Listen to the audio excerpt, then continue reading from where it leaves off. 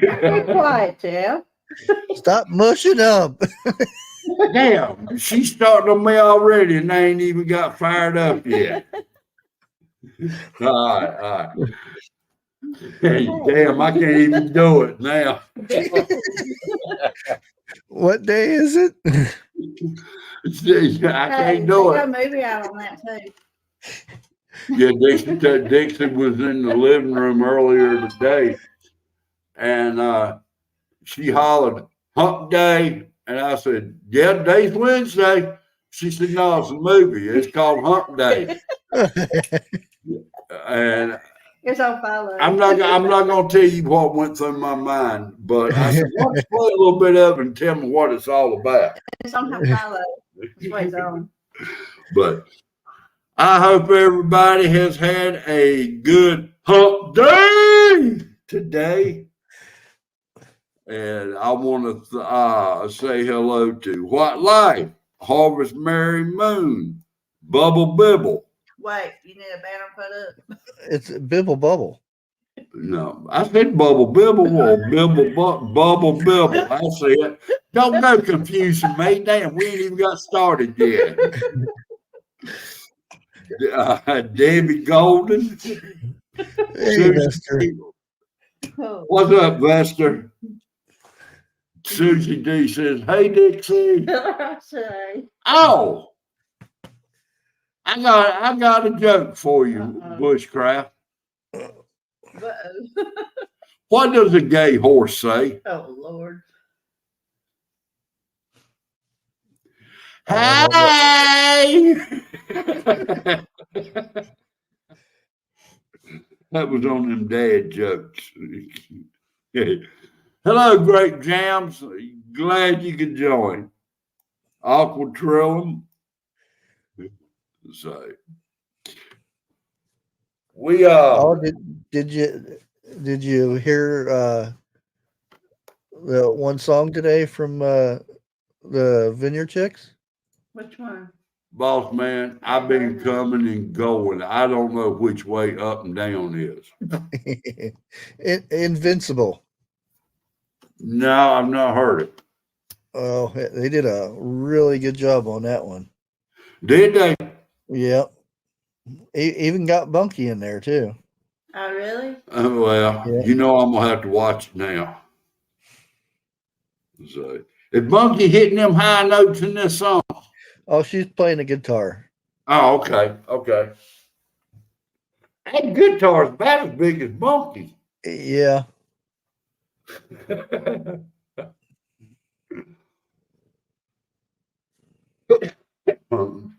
Well, I don't think I'm going to have to put no time limit on what we're going to talk about tonight. You know, it's stuff that we have talked about before and everything. And I was kind of hoping Lake would come up here, but she's real busy right now. And you know, it's gonna be. It ain't 15 minutes yet. Oh no, 15 minutes. You know, depending on what we're talking about. But it's gonna be a little bit about canning and how to put up food, long term, short term, like that. And we're going to try to tell each and everybody the correct way of doing things. Because since 2019, I found out just because one person says this is the correct way, don't necessarily mean that's the right way. Yeah. So, Remember we were talking? Was it Monday we were talking about it? I think it was. People were talking about, watching YouTube and thinking. Yeah, and they would copy somebody that didn't know what they were talking about. Yeah, and it kind of spreads and I'm surprised they don't get misinformation from spreading bad directions on how to preserve your food, but there are copycats that copy the wrong way to do things. There are, they just out there trying to get a name for themselves. Let's say, for instance, they talking about canning. They have no idea what a difference between a pressure canner and a pressure cooker is. That I doubt they even picked one up. Yeah. But and yourself, when you start something new for the first time, and I will be the first one to admit, I surf the web on how to do this and how to do that. And like I told Bushcraft, I'm liable to spend a week or 2 weeks watching practically the same video on how to do something. And then I start narrowing it down. It's liable to take me a month before I even attempt to do something for the first time, because I want to get into it, make sure it's the right way. Then I'll go to what is that? The Canon book, Bible. Ball.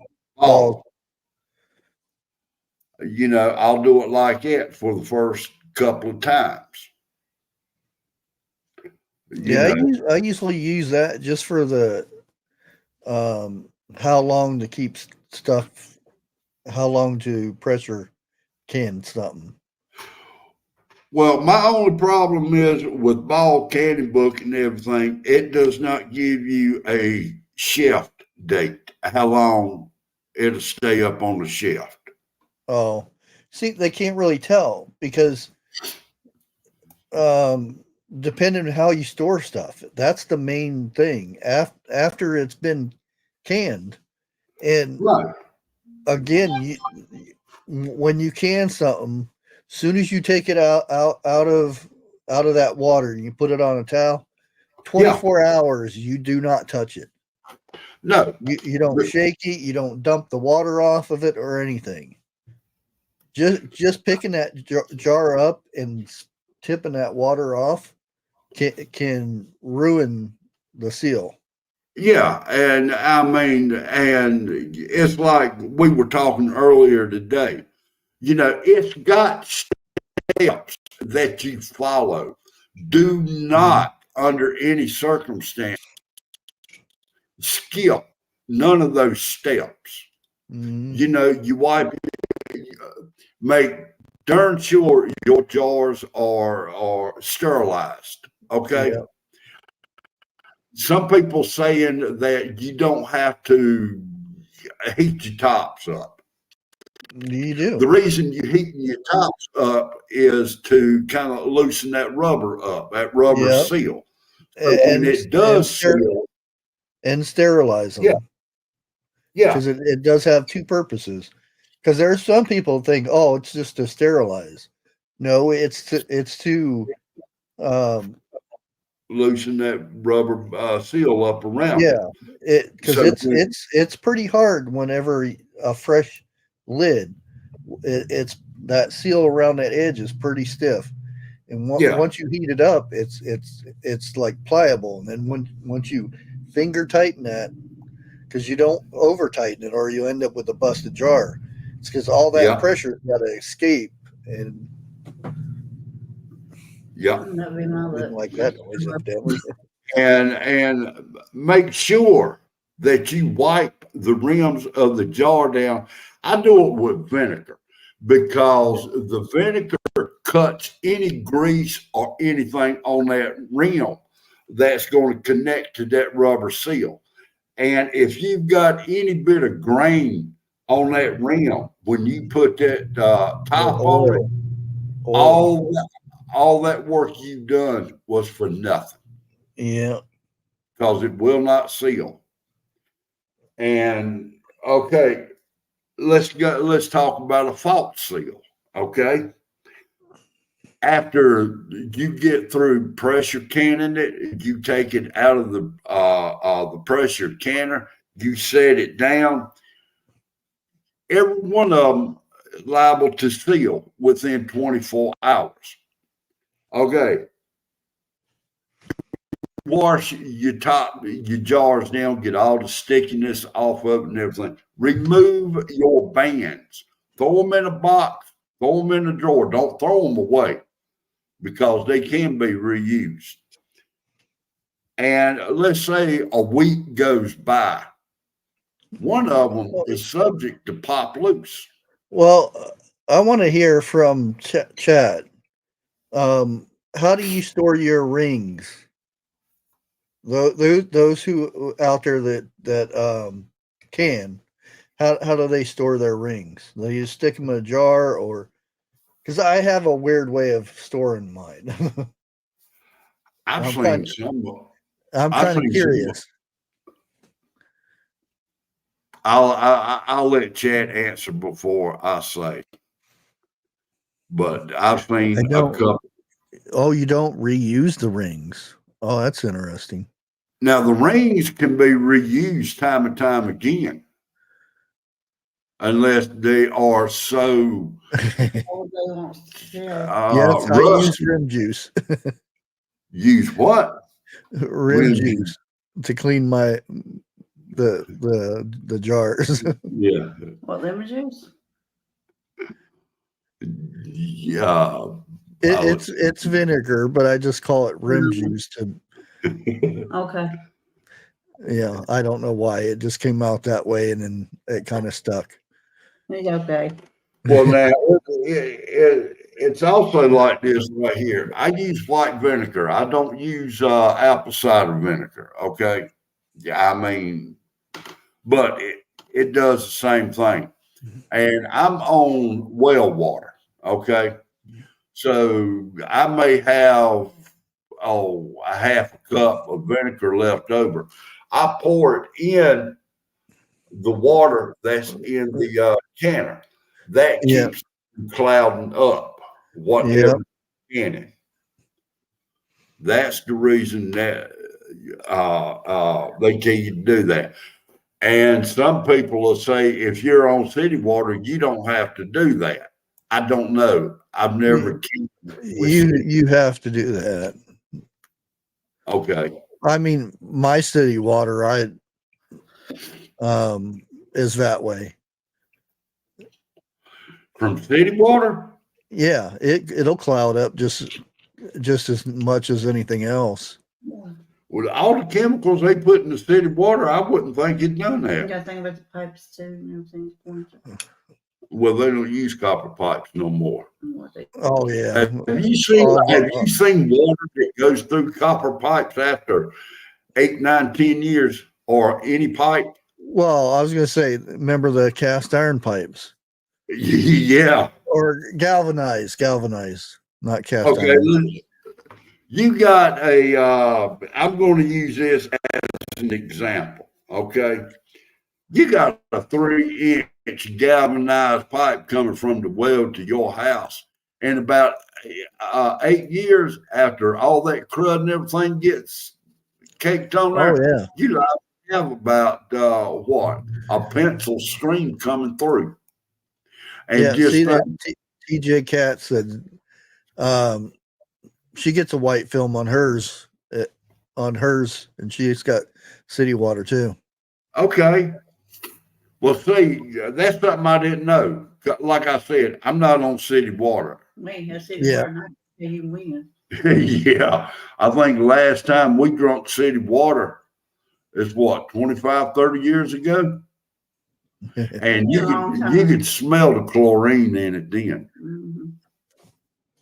Well, I did see some people saying they put it in a colander. I don't see where they save how they save their rings and keep them organized though. Okay. Believe it or not, I found this. I had a dog leash, and I'll take one ring and I'll wrap it. You have a little thing to where you hook it on the collar. Yeah. I'll wrap it around it, and then each ring that I use, I slide down there. So I have a long, almost 6 foot long string and I just put the rings on top of that, and then hook it to the wall, and then I got a long 6-foot thing of rings. Ring. And whenever I need some, I just pick them up and slide them off. Yeah. Now me, which works I good. I keep mine in boxes. Okay. And I have seen on TV, as a matter of fact, I think Rose Red does it. She's got a bungee cord, a long one, that when she gets ready to can, she'll hook it to the handles on her cabinet. And I bet you it's got, what, 50 to 100 rings on that one bungee cord. Yeah. So, you know, like that. You can use a coat hanger. Oh, okay. I'm not done. See, Great Jan's got 5-gallon buckets full of the rings. Because if you're not careful, you end up with a bunch of this stuff left over. Yes, you do. Until you start canning again. Well, now I will admit right here, normally when I can, I go buy the canning jars that's already got the rings and the lids with it. Okay. And I've got a chest of drawers in there that's half full of brand new rings and, well, not rings, but the lids. I just keep reusing my rings over and over and over again. You know, because I keep buying them when I buy the my canning jars. But you know, and we was talking to Lake today, and she was in the process of, how do you put that? She was doing rice and she was doing beans in jars. Dry beans, that's how she cans them. And I'm not familiar with that technique. You know, I don't know if she puts the oxygen absorber in there, or I think that's what you call it. Well, that's the thing. Depending how long you're going to keep it in that jar, if you're going to eat that within 15 years, you don't have to put an oxygen absorber or vacuum seal it. If you're going to keep it longer periods than that, then you need to do that.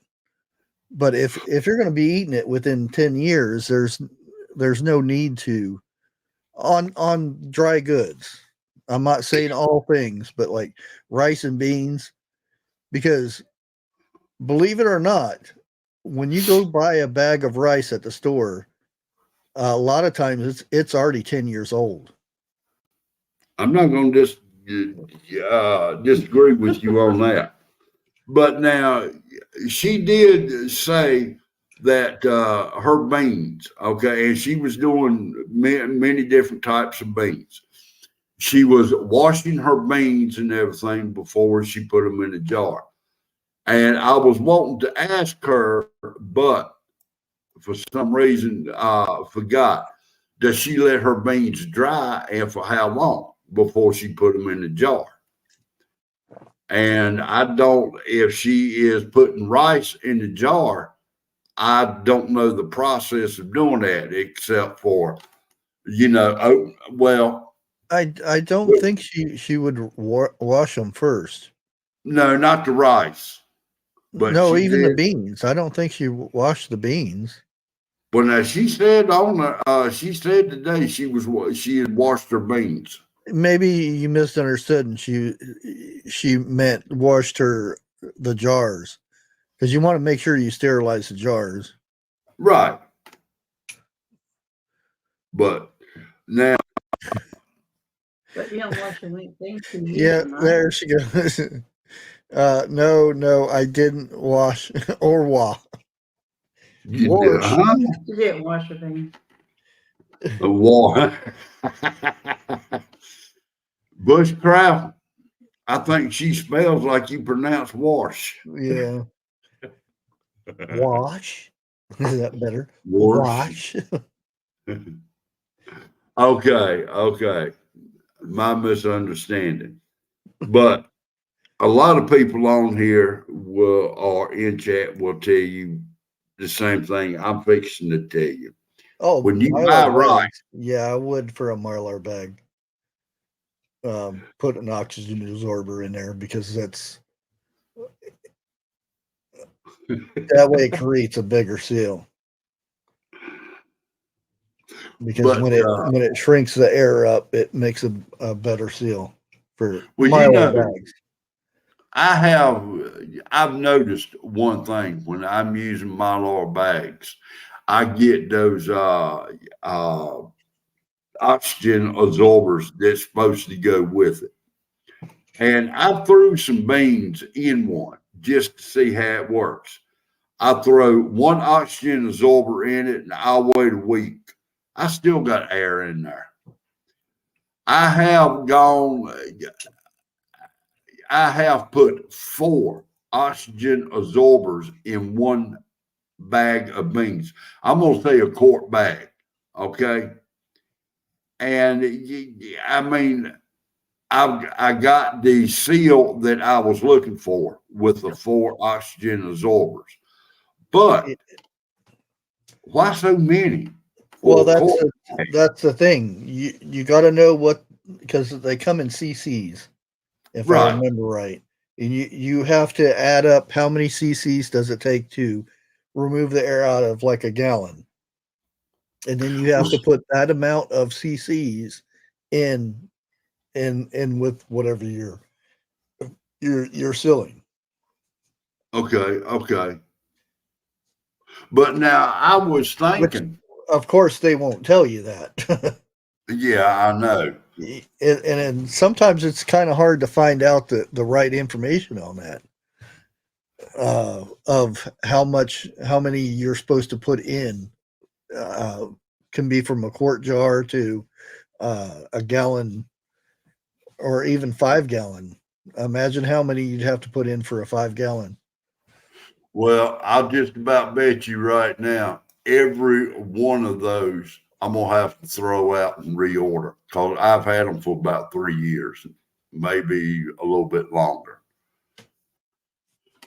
But maybe I can go ahead and order some more and just do an experiment with them. And I'm gonna do it with a quart Mylar bag. Go ahead and throw some beans in there because I think that's the safest thing that I can do it with. And if it fails, reuse them.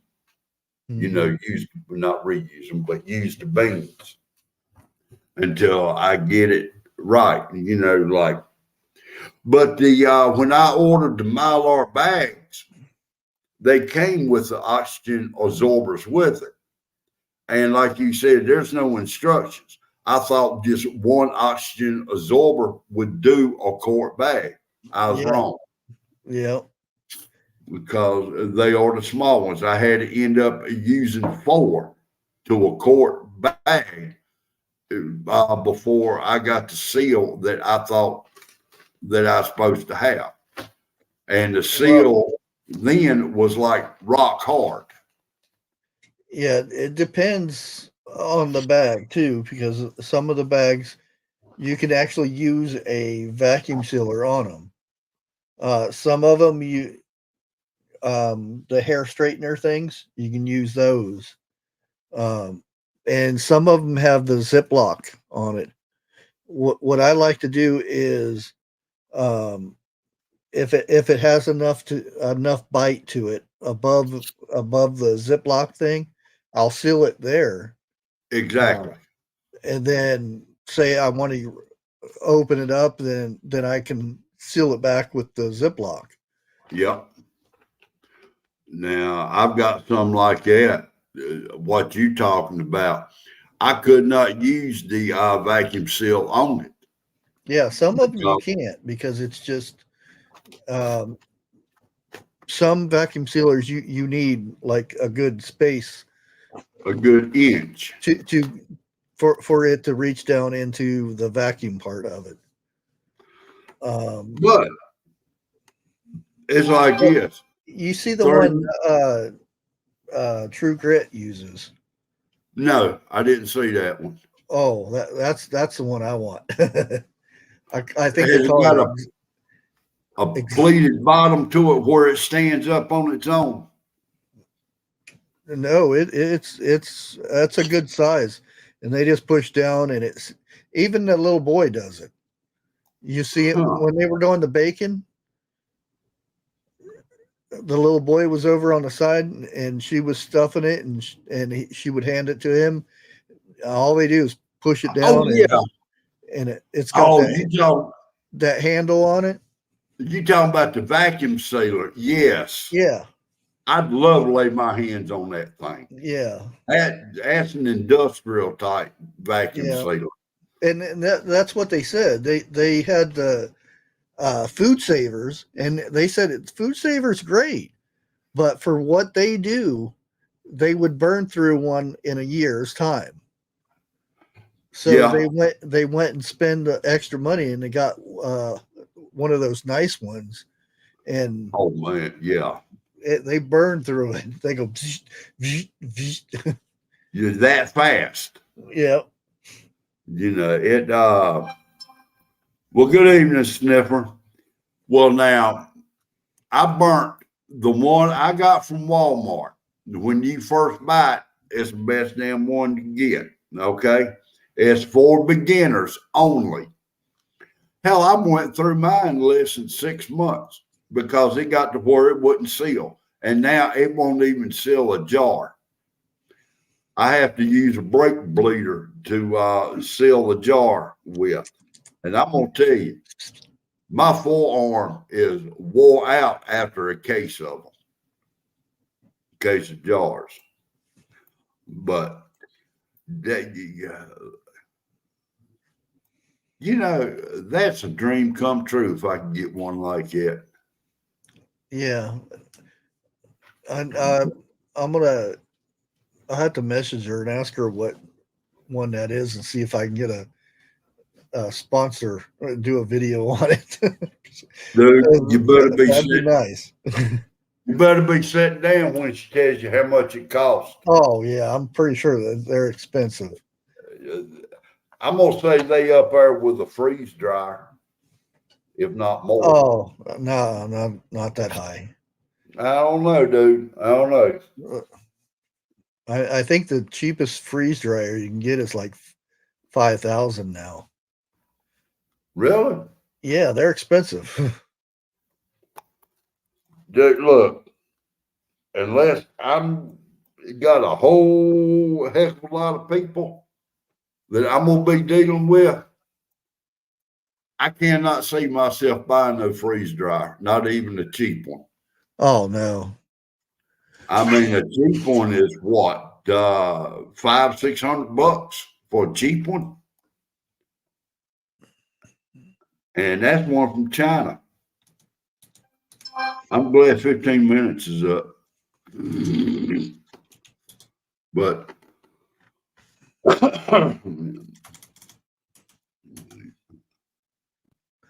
Let's see if I can find it on here.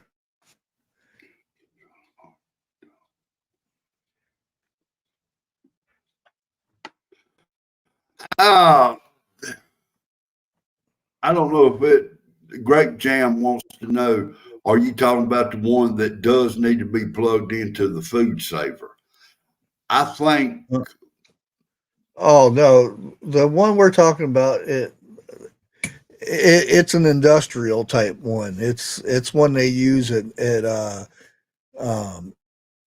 Like a vacuum meat seal mold. food for uh restaurants and stuff. Yeah. It's got a handle on it to where you push it down and I mean, it's twice as fast as you get out of a store. You know, it's just like just as soon as you press it down, it's done. You know, I think what, maybe 5 seconds pressing on it, pull it back up, and it's sealed. Well, good evening, Miss TJ. I hope you are having a good day, and welcome to the Nut House, minus the nut.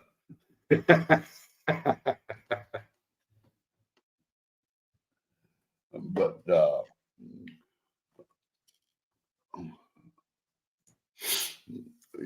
before anybody does any canning, do your research, because that is one thing you do not want to mess up on. And let's say 6 months down the road after it's canned, it's got, botulism or something like that in there. That's the last thing you want to get a hold to. Oh wow, there are some expensive ones though. Uh-huh. Woo-wee. $399, Oh, $529. These are Weston Pro 3000 Weston, they're good. stainless steel vacuum sealer for Mhm. $529. Woo-wee. Weston, for that area restaurant, I think they within the top two, maybe three.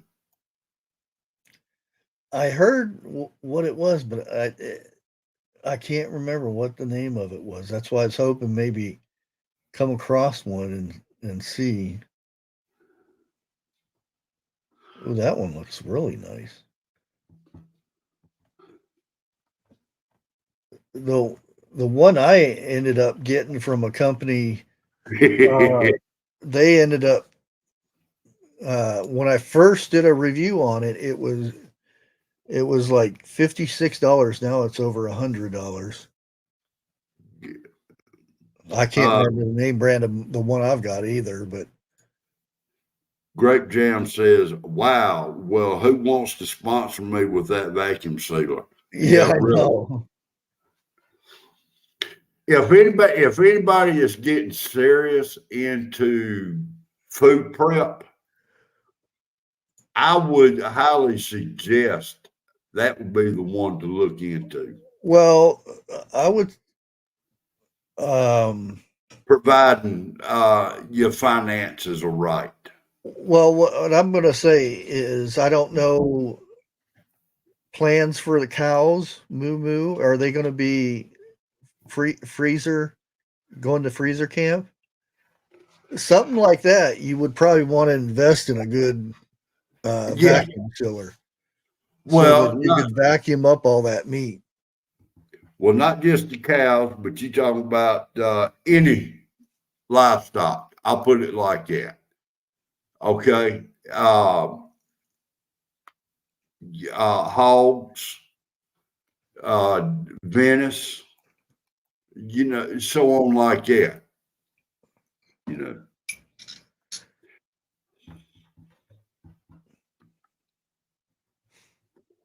Now I have seen that where, and I myself have done this where I've canned my meats.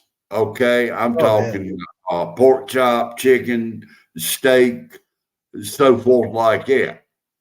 Yeah, but you realize how much meat a half a cow would be to be canned.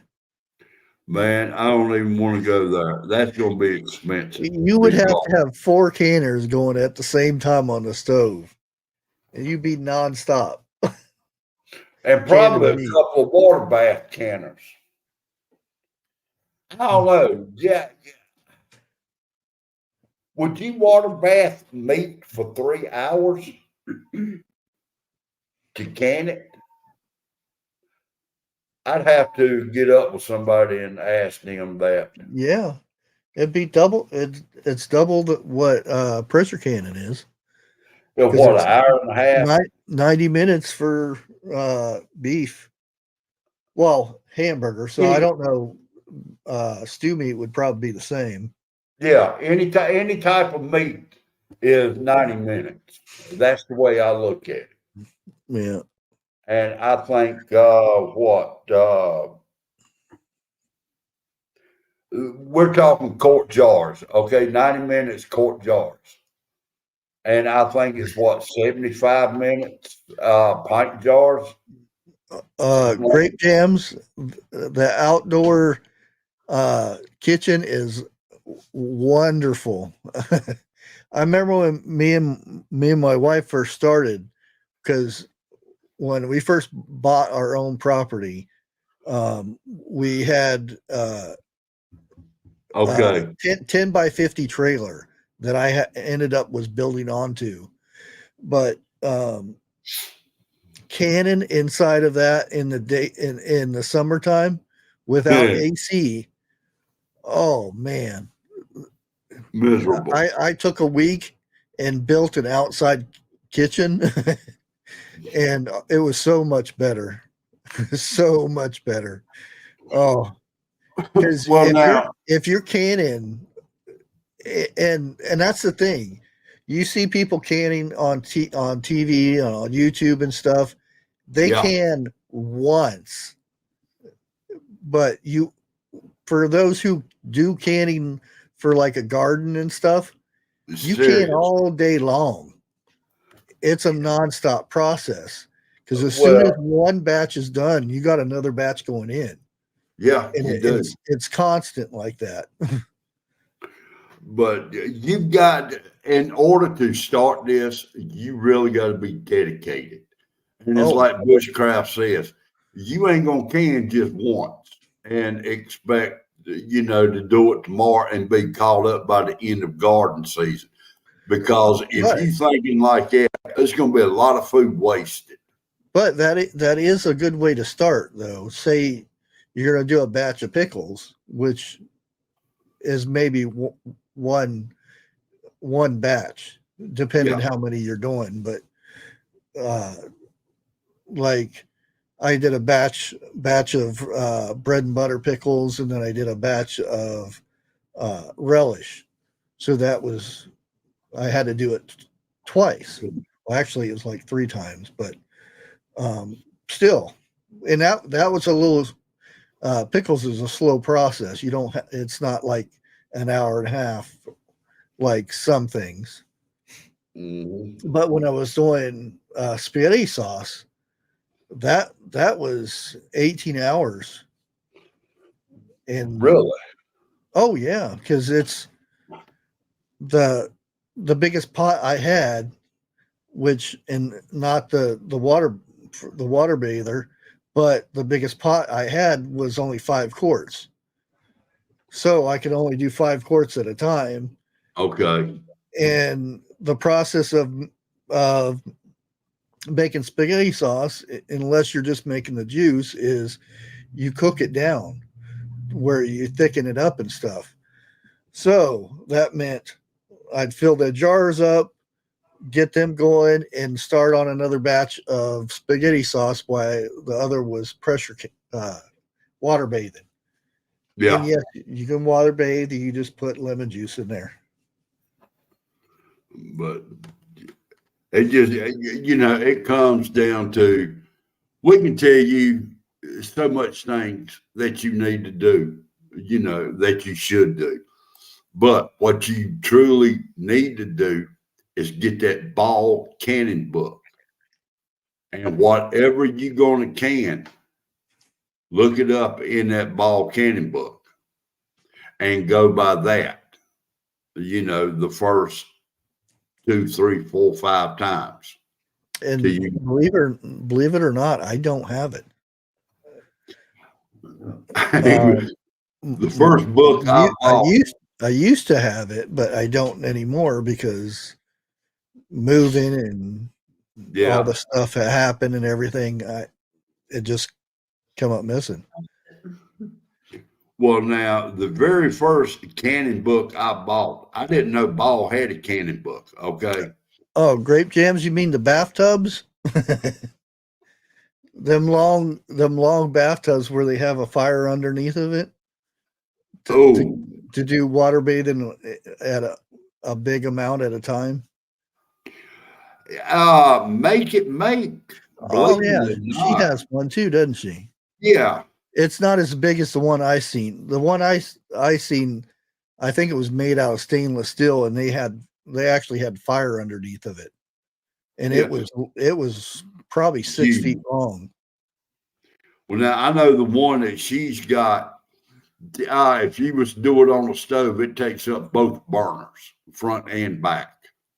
But she sets hers on the fire, and she gets it going like that. And I think she can do what 20, maybe 25 quart jars at one time. Yeah.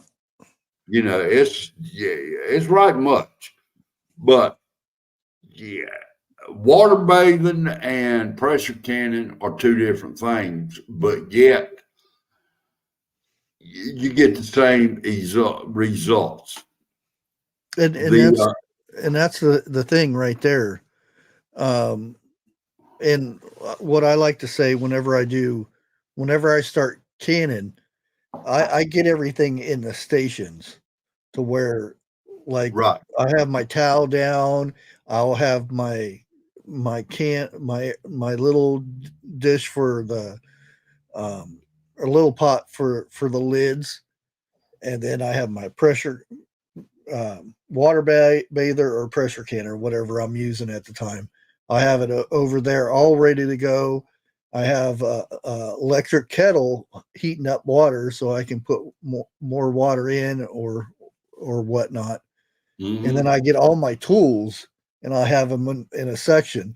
That way I have everything ready, because depending on what you're putting in there, you don't want it sitting in a pot for too long. You want to get it in the jars. Right. And if you're like, oh crap, I don't have this, and you go spend 5 minutes or 10 minutes or half an hour getting everything ready.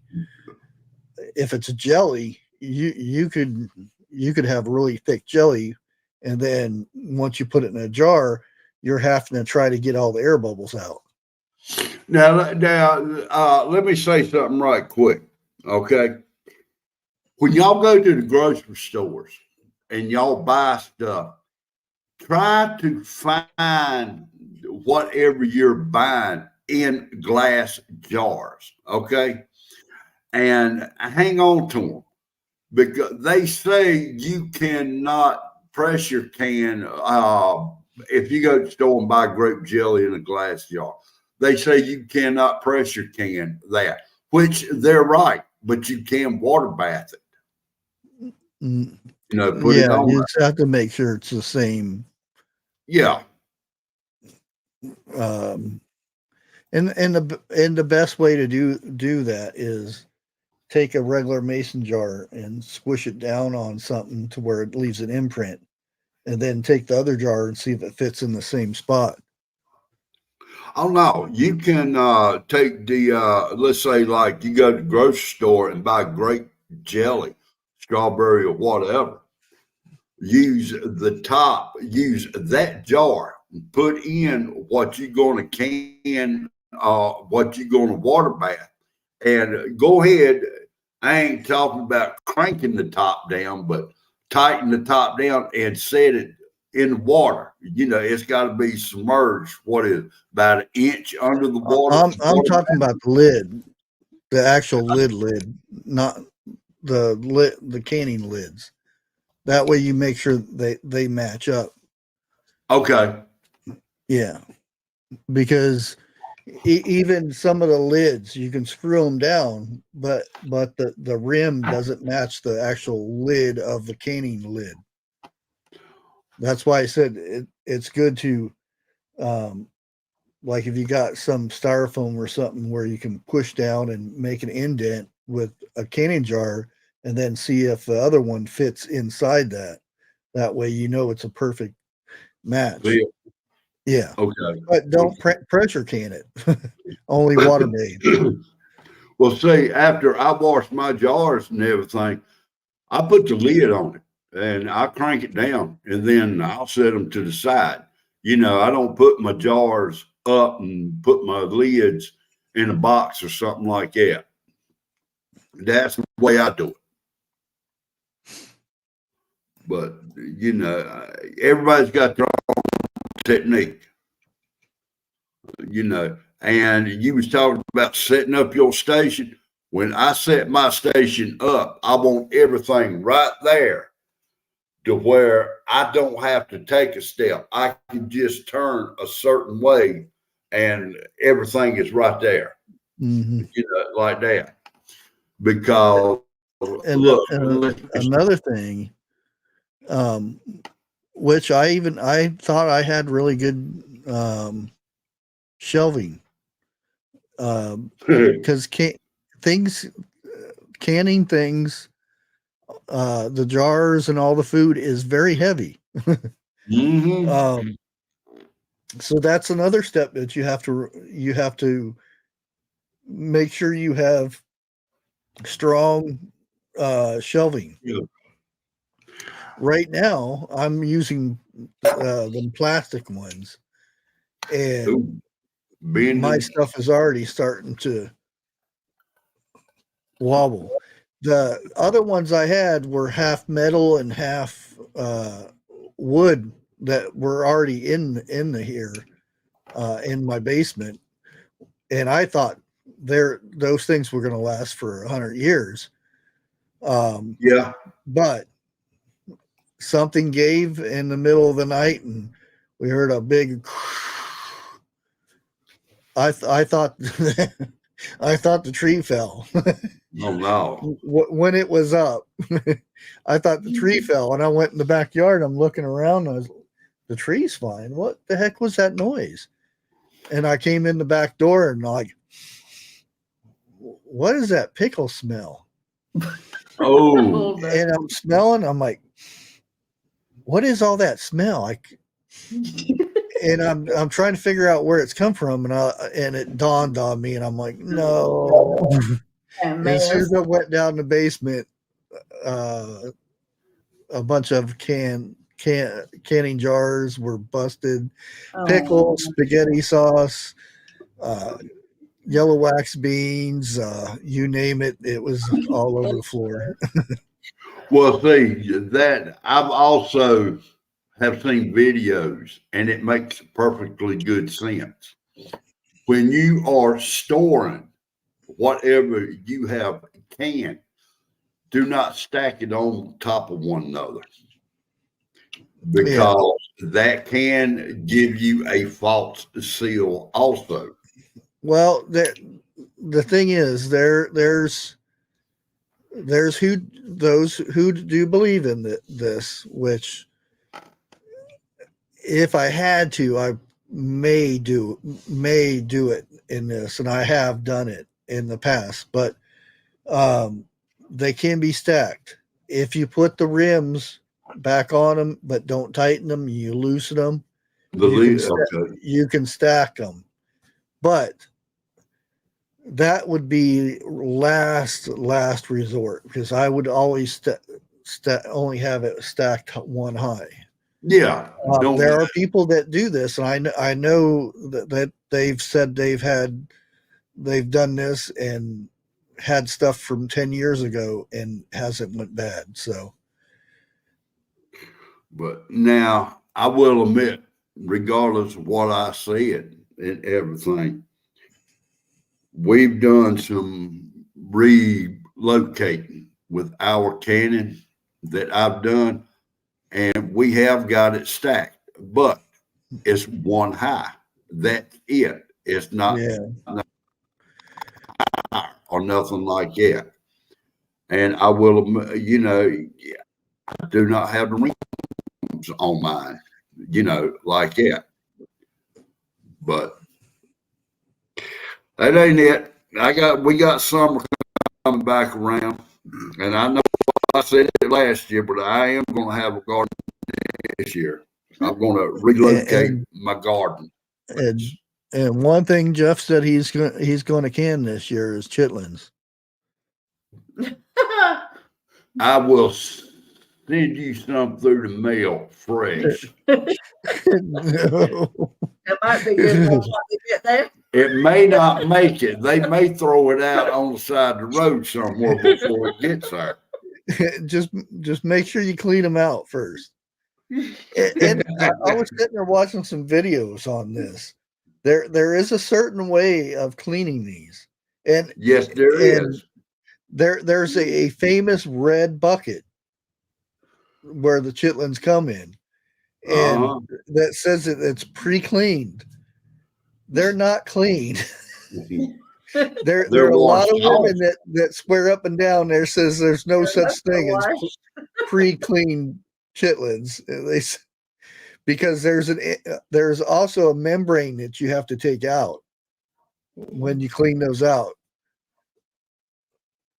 Okay, you just told me something I did not know. But then again, I'm not going to mess with chitlins, so I don't know. I love watching some of them videos, and a guy comes in, and after the woman's been sitting there cooking chitlins all day, and who the hell took a dump in here? I'm cooking chitlins. And it smells worse than that. And this is the number one tip for anybody that's going to eat chitlins. Make sure you trust the person who is making it, that they clean the chitlins. And they don't pick it up off the floor and sell it to some stranger or microwave it in a styrofoam cup. Lord, I swear, after you said all that, I've sat here and thought, that's exactly what that asshole done. Was it in a styrofoam cup? It was in a styrofoam cup. Oh boy. Because he was laughing when he walked in there, and he was really laughing when he come out and handed it to me. Oh boy. So, I wish I'd saved some of that video. Now, TH2, I don't think you're allowed to can Rocky Mountain oysters. I think you have to eat them fresh. Oh, man. I have had so much fun with that name in restaurants. Go in there and ask them, y'all serving Rocky Mountain oysters? What is that? Oh, man. That's fun. There you go, Jeff. I got one for you. I'm almost scared, but it's okay. My mouse ain't working. It's got a mind of its own. Here we go. Here we go. What is it? Holy gamoly. Oh. Fuck me. Wow. That is 95 horsepower. Sorry, what the fuck is this font? Caution, do not apply over a flame. It's just very much, don't put this on fire. That's when I know you're getting a little bit drunk, when someone screams, what the fuck is this font? Clear spring. Grain alcohol. That'll bleach you. Keep away from fire heating up and flame flammable. Flammable! Keep away from open flame flammable. I kind of want to burp, but I don't trust the burp. Don't I don't trust the burp. It's like the guy panicked at the end and went, open flame flammable? Keep it away from open flame Freaking flammable. open flame flammable! You know what you gotta do? Brass Bowl Company, Burn Barn me stand. up. I don't smell anything. Exactly. It's an absence, like a black hole. It's like going underwater. I feel like I'm floating on air. I feel like a macro man. We're trained professionals. Don't do it. We are trained professionals. There's a bit of a slur in my speech. I'm not liking that. There's a here, let me slow down, John. Yeah, okay, we can do this. Okay. It's gonna be fine. It's just this. We do this. And then we're done. And we're done. We're done forever. Three. You're an arsehole, you know. 2, 1. Sláinte.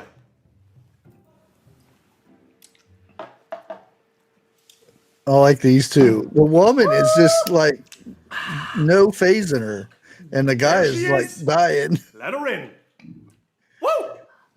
She burns. I feel like a lot of it like evaporates on impact, if that makes sense. Who needs lipstick? No, I'm not ready yet. I'm also not ready to talk. He turned red. Drinking like a fume. And there's not much of a smell to it. Like there's not much. Keep her down. Keep her lit. Keep her down. On tip. I literally just noticed you've got the fucking greenest eyes I've ever seen. It's like there's a little man in me tummy and he's going, psh, and the thing is going. He's not quite strong enough to hit the bell. And this is definitely alcohol. It's so green. That's the sort of bottle of trouble that in a half an hour's time, you're going to be kissing your best friend's mother. Again. It would sell very well. And that's but I don't think it would be a 95%. good idea. No, it would be As something a you nation- start your night with. You Yeah, know we're what I mean? terrible binge drinkers. It's not Yeah. good at all. Oh, No. gotta fix it. Holy shit. And she's still going. Yes, he is.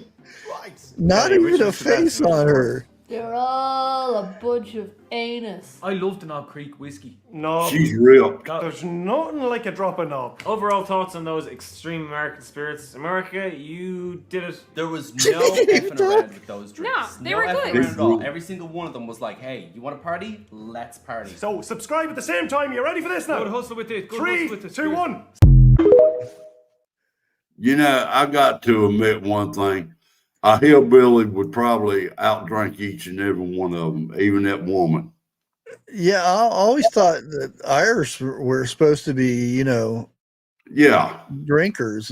You always heard Irish was always good drinkers and stuff, but after, I didn't- what- because there's another one with them drinking moonshine.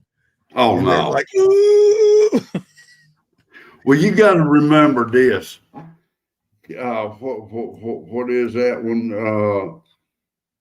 One of them gives you wings, but moonshine gives you 4-wheel drive, and the guy's on his hands and knees crawling.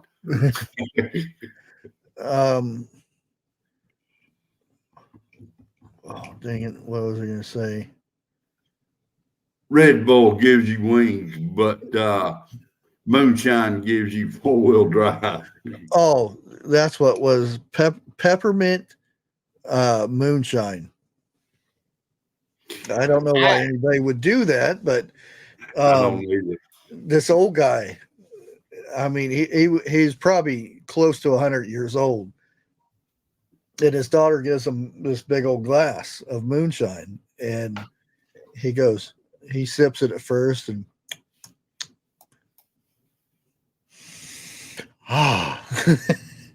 like that. And she said, "How do you like that?" And he's peppermint.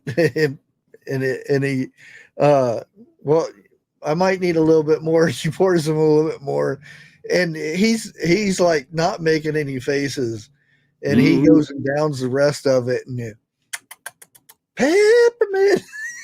And he's getting into it, and it's funny just to watch him. It's old timer. You can tell he's drank some moonshine in his day.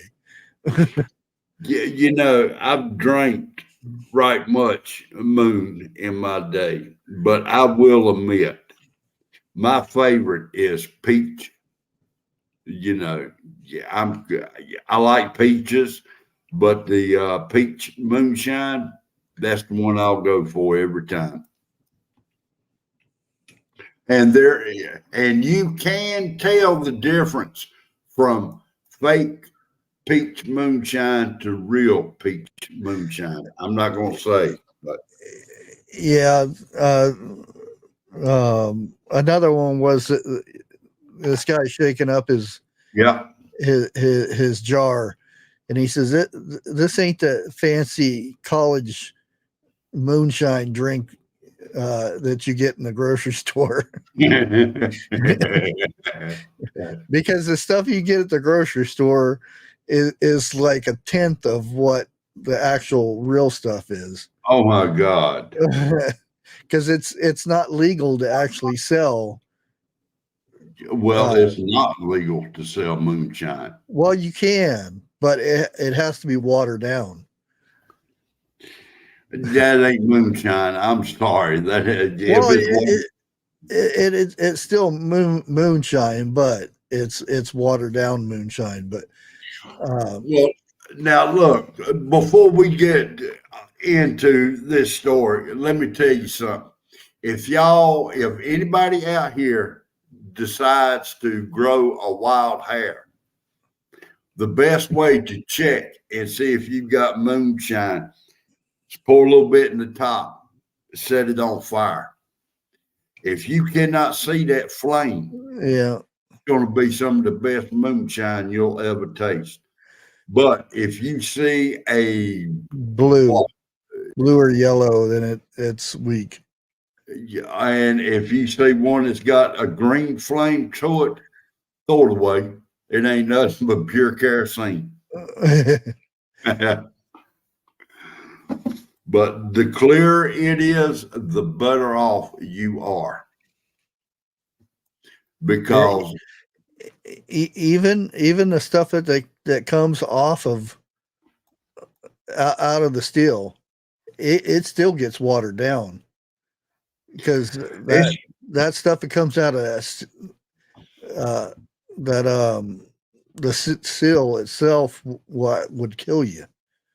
the first what is it? The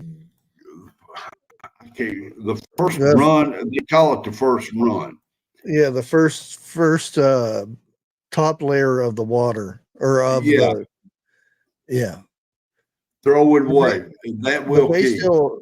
They still water it down to 90%.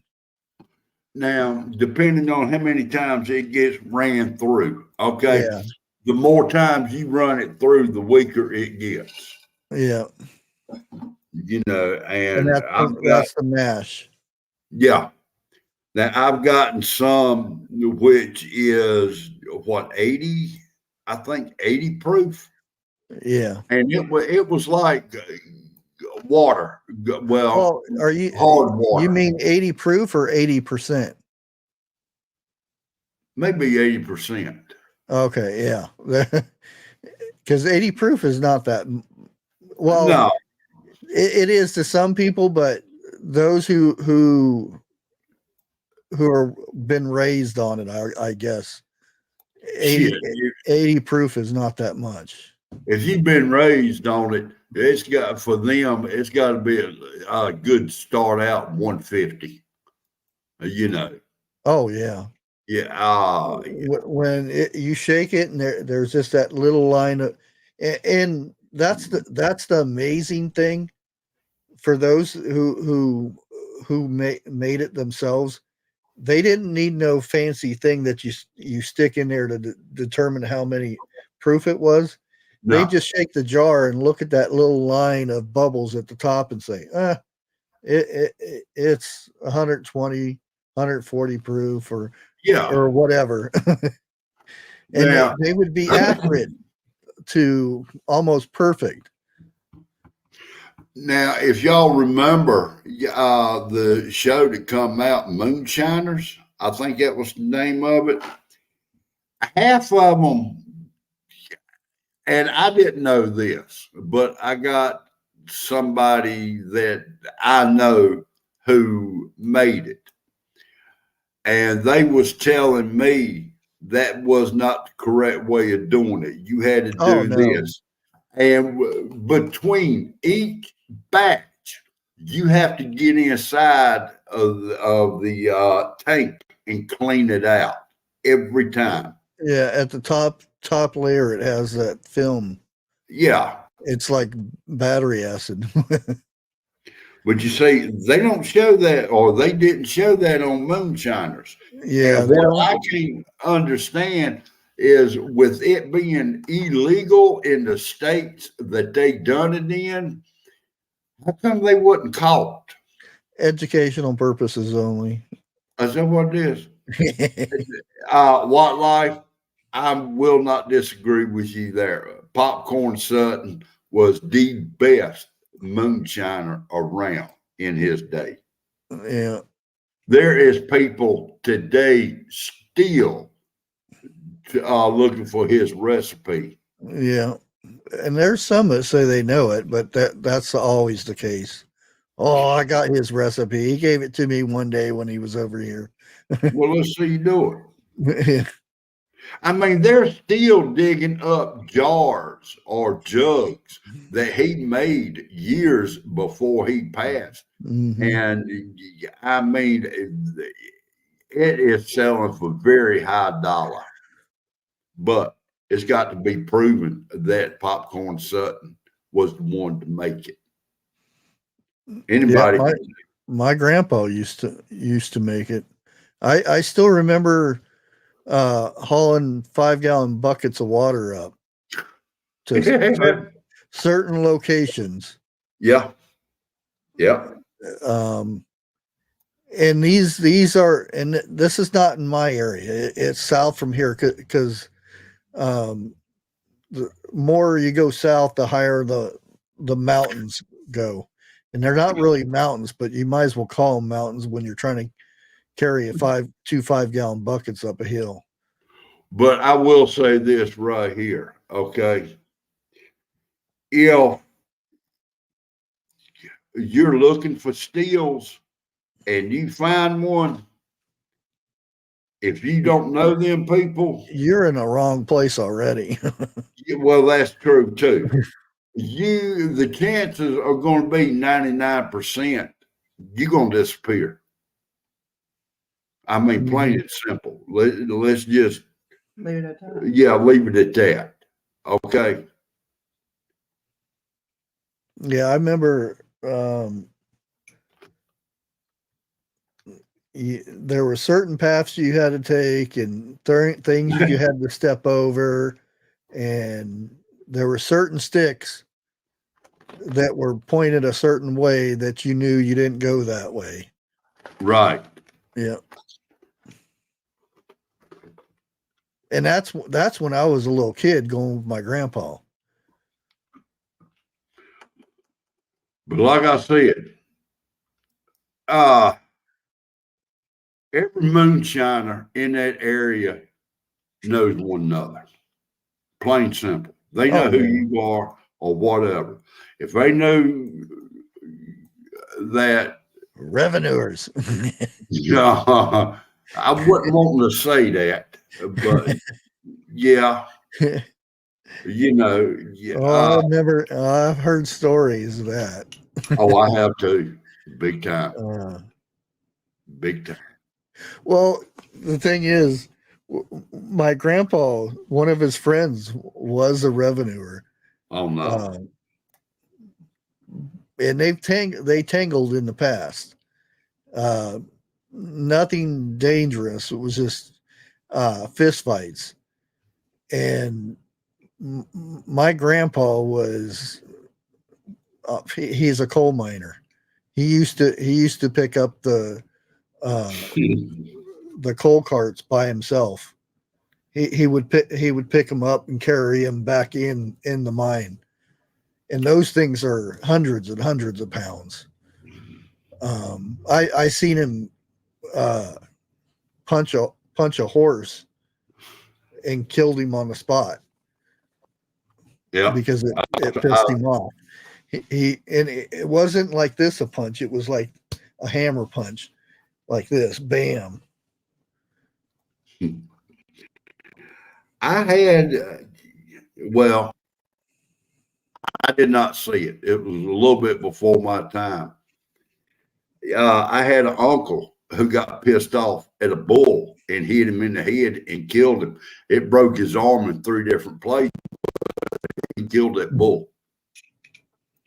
You know, and I mean, it's hard to believe something like that. A person could do that, especially to a bull. But when you have so many different people tell you the same story, and you know that they don't lie to begin with, you kind of got to take it as the truth.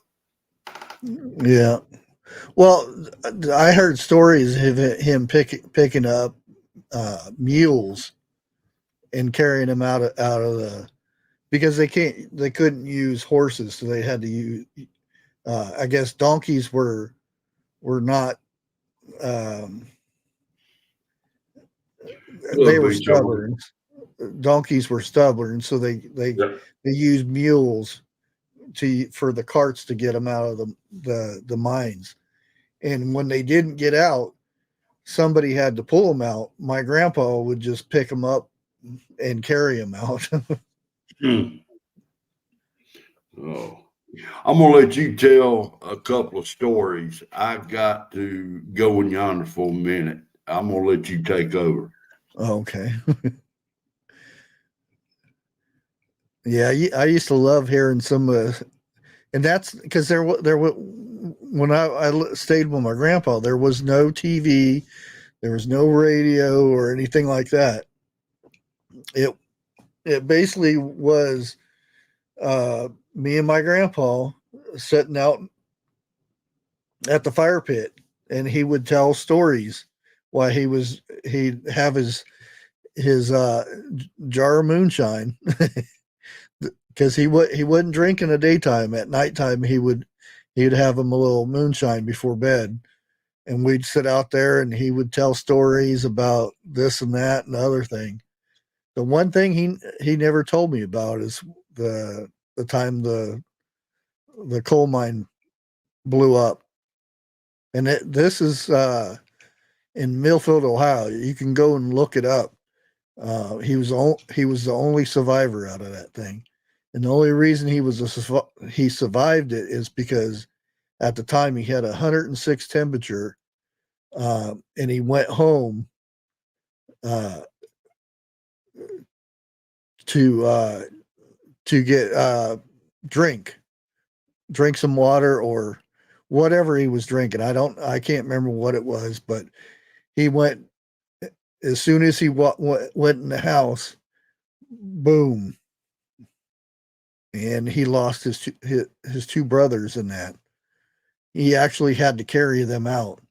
He carried, I think it was 86 men out of that mine.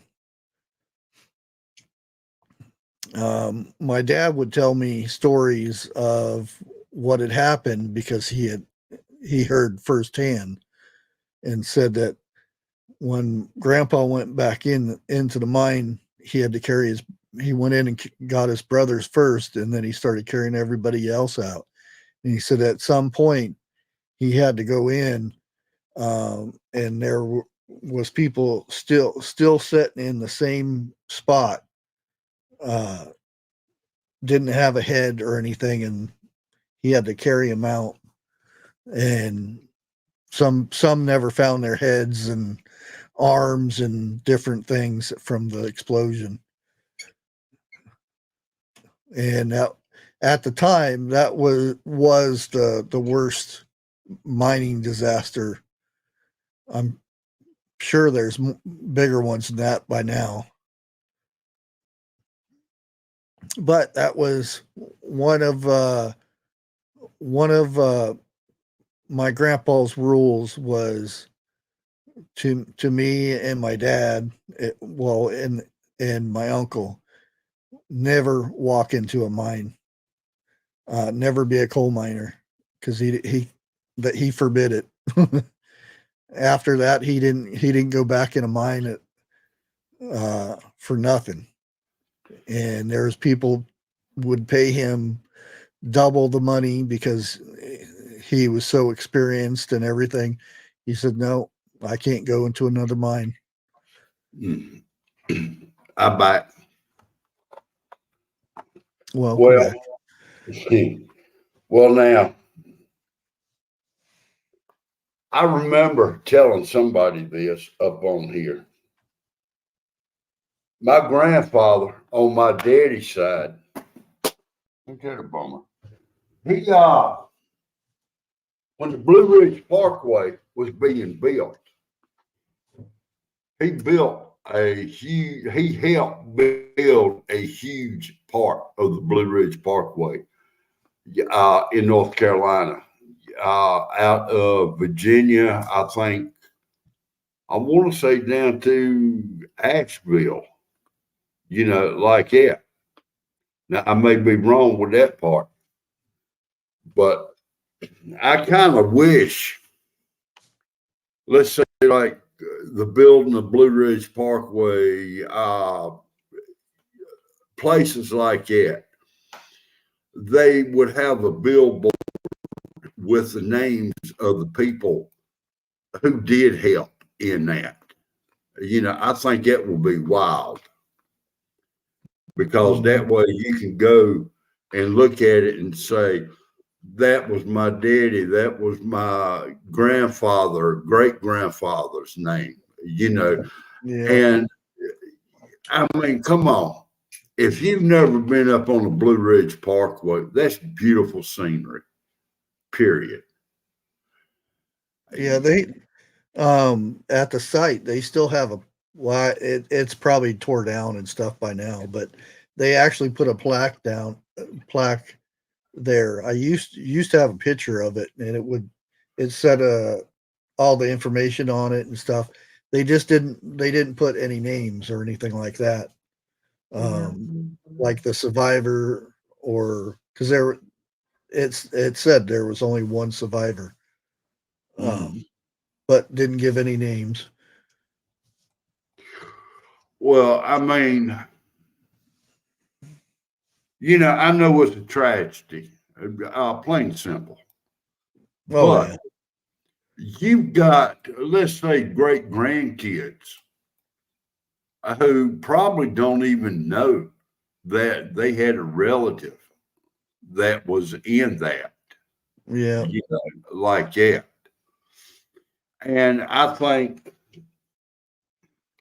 history is one of the most important aspects of this world, period. Yeah, because that's one thing my grandpa told me. He says, "You're born once and you die twice." And I said, "Huh? How do you die twice?" And he says, "When your body dies, and then when the last person mentioned the last time somebody mentions your name." Yeah. Or remembers you is the last time that's the last time you die. Because if there's nobody that remembers you, if your story is not passed down to generation, then you die. And that makes sense. You know, I understand that. You know, which the only thing I think I truly want to leave behind is what I stand for and who I really was, you know, like that. That's the only thing I've got that's worth anything to leave to my grandyoungins is what I stood for, period. You know, well, even like do you know what your great grandfather's name was? you know, I didn't even know what my grandfather's name was until about 5 years ago. I've never, yeah, on Daddy's side, I never heard my daddy mention his name, and I flat out asked him. Yeah, I remember my grandpa told me what his father's name is and what his grandfather's name was. Past that, I don't know. And that there was there's no pictures or anything like that. But I don't know any stories or anything. I remember my grandpa would tell me stories when he was a kid, some of the stuff that he would do. Yeah. But about his father, the only thing I've heard about my grandfather is how mean he could be, you know, because my daddy would tell me if he was out there chopping wood and the axe missed the wood and hit the dirt, that his daddy would take the axe handle and wire his tail out. But somewhere along the line, there's got to be some good in there. Oh, yeah. Yeah. You know, like that. And as far as my father talking about his childhood, never heard of it. Not much. Very seldom did you hear my daddy talk about his childhood. But when he did talk about his childhood, It wasn't really no nice thing about it. I do remember a couple of stories. One of them is him and a couple of guys was up on the side of the mountain, laying on the ground eating apples. They had fallen off the apple tree, and the owner come up there trying to run them off. And Daddy said him and another guy ran the guy up the tree and wouldn't let him come down till nighttime. Because every time he'd start to come down, they'd hit him with a stick. And the other one is way back yonder. I'm talking what, 40s, maybe 50s. He in Charleston, South Carolina. He had a good friend that was a sheriff down there. He said he stole his car and ran the sheriff down. You know, was trying to run him down. He said the sheriff finally got a hold to him, put him in jail that night. Next morning, turned him loose. But that's the only two stories I've really heard about my daddy's childhood. I mean, nowadays people don't even know who John Wayne was. Pop did. Yeah, Pop did. But I'm gonna go back a little bit further. Well, I mean, the kids nowadays, they don't even know who this John Wayne guy was. I bet you they don't know who Cassius Clay was either. Oh, probably not. You know, or William Bonnet. You know, yeah, Well, that is not. You know, because I was watching Tombstone, and because I've been to Tombstone, and I was there for about a week with my dad. Well, it was probably closer to 2 to 3 weeks actually, but the last week we were there at a carnival. But I would go around and I would learn about the history of the place, Right. and you know why it's named Tombstone, Arizona, don't you? No. Well, there was a guy, he just got out of the army, which would have been in Civil War time. And he was out in this area. I think it's Dragon. It's not Dragon, but Dragon. Okay. Hills or mountain. And so a guy told him, he says, you ain't going to find anything out there besides your own tombstone. So he went looking for gold, and he actually found silver, and he named the mine Tombstone. Tombstone Mine. And guess what? That's where Tombstone is today. It's where that mine is, and that's where the town was named after. And it used to be, when the silver mines were going the way they putting silver out, that was the fastest growing city or town. I don't think they had towns back or cities back in, but that was the fastest growing town from in between St. Louis and San Francisco. Back then. So much history has been lost. Yeah. Or buried, you know. Yet, I mean, I think, now I may be mistaken, but schools that teach history today, I don't think they go past 10 years. They only teach the, Civil War stuff, and they don't get half of it right. Because the Civil War stuff was going on years, like 20 years before the war actually started. And Wait a minute. Don't get too into this yet. Don't get too into this yet. I already did. That was a video this morning. Oh, did you? Yeah. I didn't get too far into it, but good enough, I would say. But again, that's what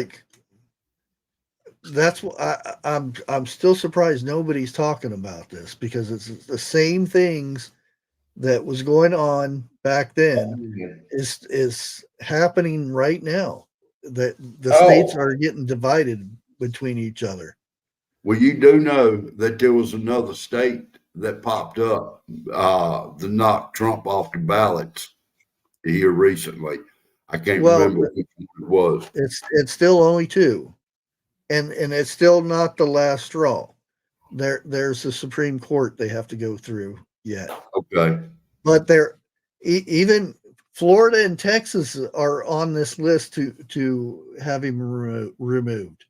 Florida is on the list to have Trump removed. Yeah, and Texas. You've got to be kidding me. Nope. I brought up the list in the video, showed the states and everything. I say I've been looking for what was the premiere you did today or something like that. It's on Bushcrafty. Okay, that's the reason. That's the reason. I wanted to be careful. Okay. But I mean, what you told me about a week ago, I never would have thought that. I really wouldn't have. Yeah. And the way things are happening today is identical of what happened before the Civil War. Mm-hmm. You know, and it had gone on for like 10 years, if not longer. The thing with the Democrats and Republicans back then. And of course the slavery thing was a big part of it. But it wasn't, both sides knew that slavery was bad. Both sides admitted it. It's a bad thing. But at the time, the South didn't have the resources to pay people to do their fields. So they didn't want to get rid of it just yet. And that's why, things happened the way it did. But again, there were some trickery things going on in the background with, not wanting certain people like Lincoln to run for the second term. They wanted to remove him from the ballot. So what is going on now? Hello, Carson, 1954, and welcome. It's amazing how I sound like 101, but history is repeating itself. Well, that's what happens when history is not taught. History is supposed to be that you won't repeat yourself. Yeah. Like that. But they are wanting people to be dumbed down, as to say, to where they can pass laws that we really don't know what they're passing until it's too late. That's what I think. And from the way I was taught, the North back during the Civil War era was a lot worse than the South was. They was more wicked, more, I don't know if this is a word, more wickeder than anybody. Well, there's a lot of stuff that happened in the history of this. The first encounter in Virginia when the first battle was, people came out and had a picnic watching this, thinking it was going to be an interesting thing. It was going to be, getting out there and boxing or something. And then it was extremely brutal. Body parts flying and stuff. As soon as it happened, Union actually retreated, and they had to run over the people who was out there having picnics watching this thing, because they started, and some of them actually got the bystanders got killed because of that. Well, now, not too. Go ahead. The reason why you were saying about the being the dirty bits and stuff is because there used to be a thing, because when you would get prisoners, there was a thing called the prisoner swap. So we would swap prisoners, and then they would go back into their armies or their regiments or whatever.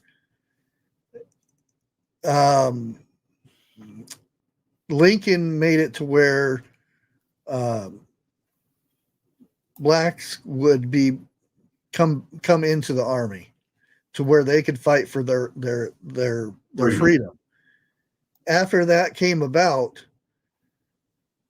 there was no more swapping, and then all of a sudden these prison camps got very full. And what was that one? Thompsonville. I can't remember. It's in the South one, where the main prison camp was, and a lot of people died in, I think they said like 40% of the people who went in died from sicknesses and starvation and living conditions. It was really bad. And once they found this out, and it happened on, there it is, Andersonville. Once they found this out, that their imprisoned soldiers were being mistreated. This happened on both sides. Then it started getting really dirty fighting, where they would, take their heads off or their scalps and all kinds of stuff. It was bad. Well, now, and one of the worst areas that got hit, I'm sure Watt knows a lot about this, was Georgia, when the North came down in, what was his name? Sherman. Yeah. Came in there and took over Savannah and burned a lot of the town and a lot of that stuff. It was really bad. Now, What Life said Thomasville, Georgia had one as well. Yeah, all those were really, really bad. Yeah.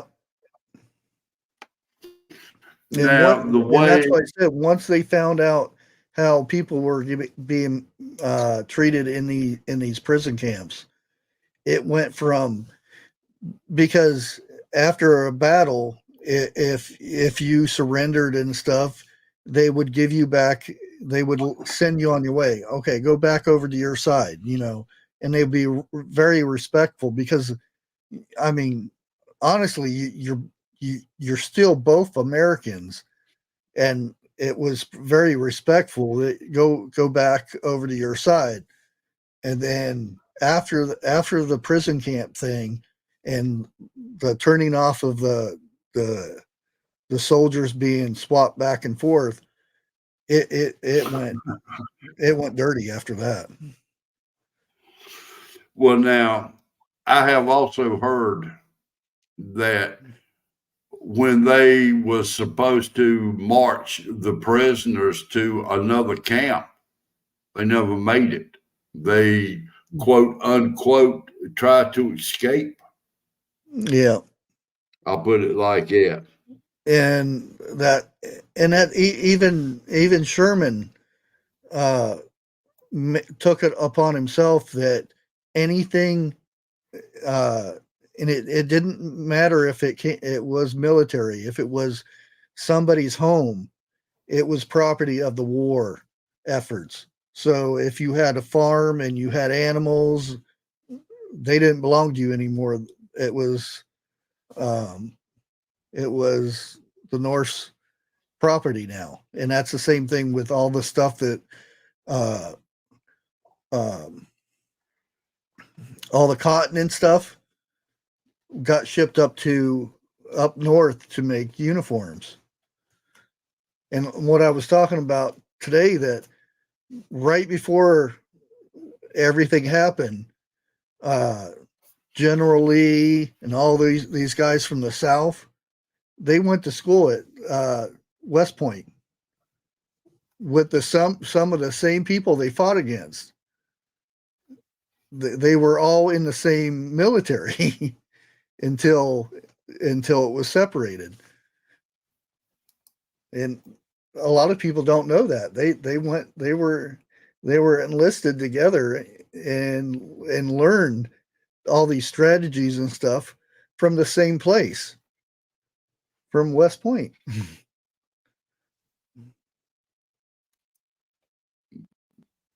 I just sent Wildlife an invite because y'all two, I mean, know more about this than I do. And I figure bring him up, let him do some talking also, if he can come. You're close to the where it actually had started from, in South Carolina, that island. Savannah. That's how nice it was. They gave them the opportunity to leave the island, or they would start bombing it, not bombing it, but cannon fire. Shelling. Yeah. Well, now here in Guilford County, okay, that's around Greensboro area. There was a huge battle that took place. It was Guilford County battleground. I can't think of the correct name of it. But even today, they say there is certain times of the year you can go there and you can still hear the gunfire, you know, from the Civil War. Battleground. Battleground. Guilford County battleground. And I have heard not many people talk that they would be camping out close to there and they would see the ghost of the soldiers walking across there. You know. Oh yeah. Even some of those first battles, the bodies were left out there for weeks. We'll put it, and they got so bloated. Oh. You got a echo. All right, let me see. Is that any better? Hey. Now, Nope, Huh. All right, let me back out.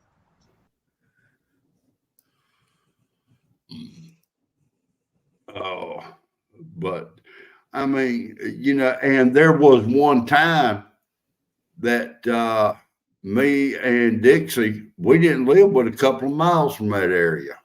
Oh, really? Yeah. Well, back to go. Way back to go. Yeah. You know, but it didn't, I mean, I was interested in it and everything, but I've never really checked out Guilford Battleground. Our school went there. Yeah,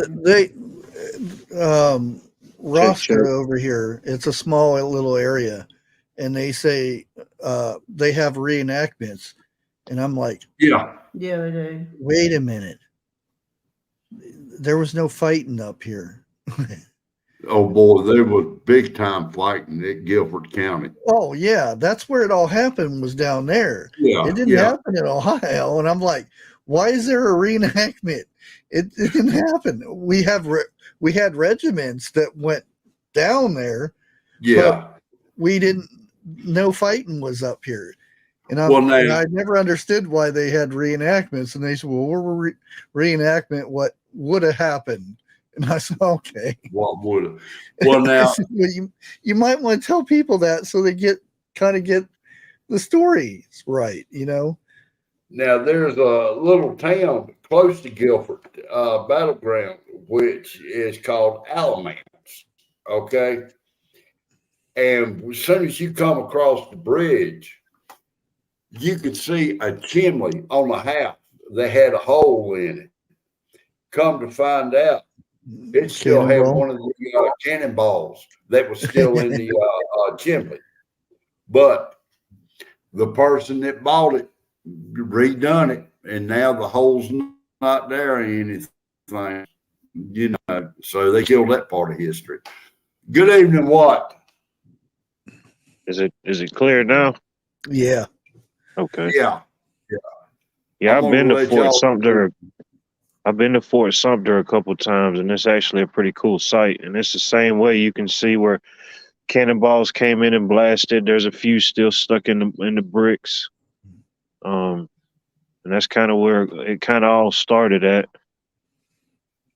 Yeah.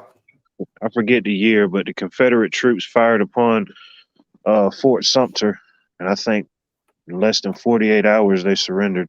Oh yeah, they were allowed to leave on their own goodwill. Yeah, that's how civil it was at the beginning, and then, like I said, after that, the prison camps and stuff, because it happened on both sides. It was worse down south because they didn't have the facilities. The North did. They just ran out of food. North was more industrialized, and the South was more rural. Yeah, it was just a lot of your cash crops. Well, it was actually a crater, and when it rained, it all went down. But yeah, I do see a lot of similarities. I hate to say it, but like you said, to those times, if we think about it, Civil War, civil.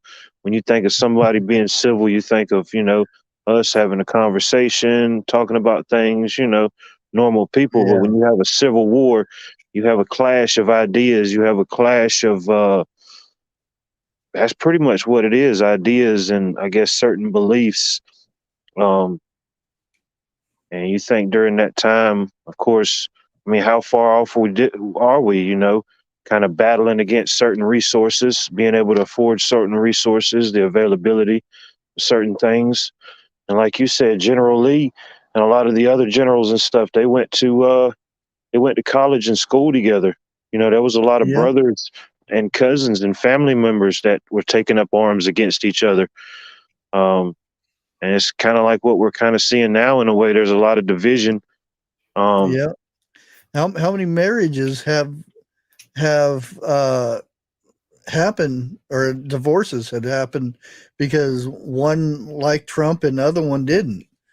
And it's never been a thing. It's either, well, the wife's a Democrat and the husband is a Republican. Oh, well, we disagree, but that's okay. That no big deal. Now it's like, time to get a divorce. That's cause for a duel these days. Yeah. You big time. Well, now, from what I understood, the North and the West don't talk much politics like the South do, or does. And the way I've understood it, to us, talking politics is everyday thing. But for them up there, or I can't just say up there, but up in the North. Well, you are up in the North, though, Jeff. Don't go there. We was having a good. You bringing that up? But I reckon it's what part of the country you was raised in, everything. But I still think history needs to be brought back to all 50 states, not just. Well, I'm gonna trump you there. Well, not that Trump, but Well, I can play my Bidenomic card on you. I wasn't talking that kind of touche. Trump.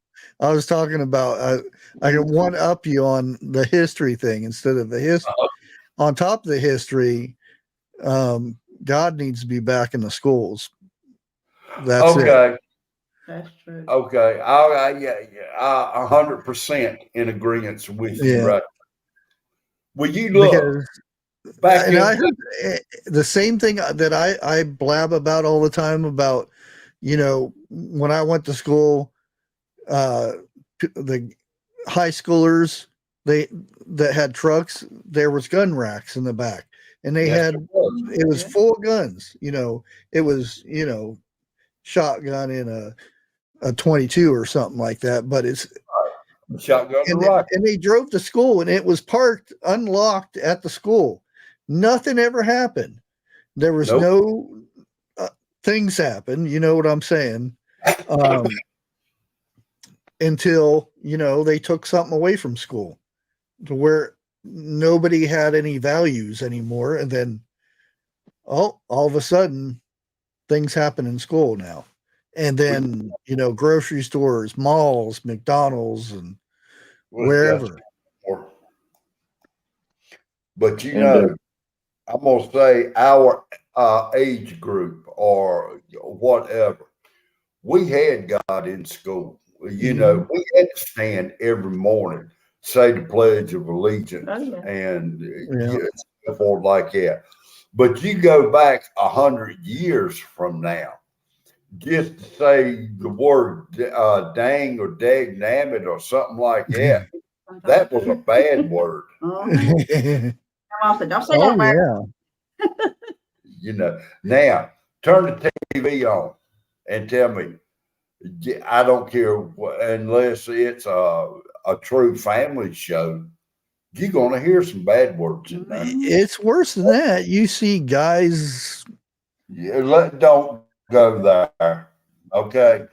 I know where you fixing to go with that. I don't even want to talk about it, but no, but I mean, it's out there. That's what's wrong with this world today. We don't want to talk about the bad stuff going on because we look at it like it's, if we don't see it, maybe it'll go away. Maybe, just maybe, we need to open our eyes and our mouth to what's really going on and how we feel about it.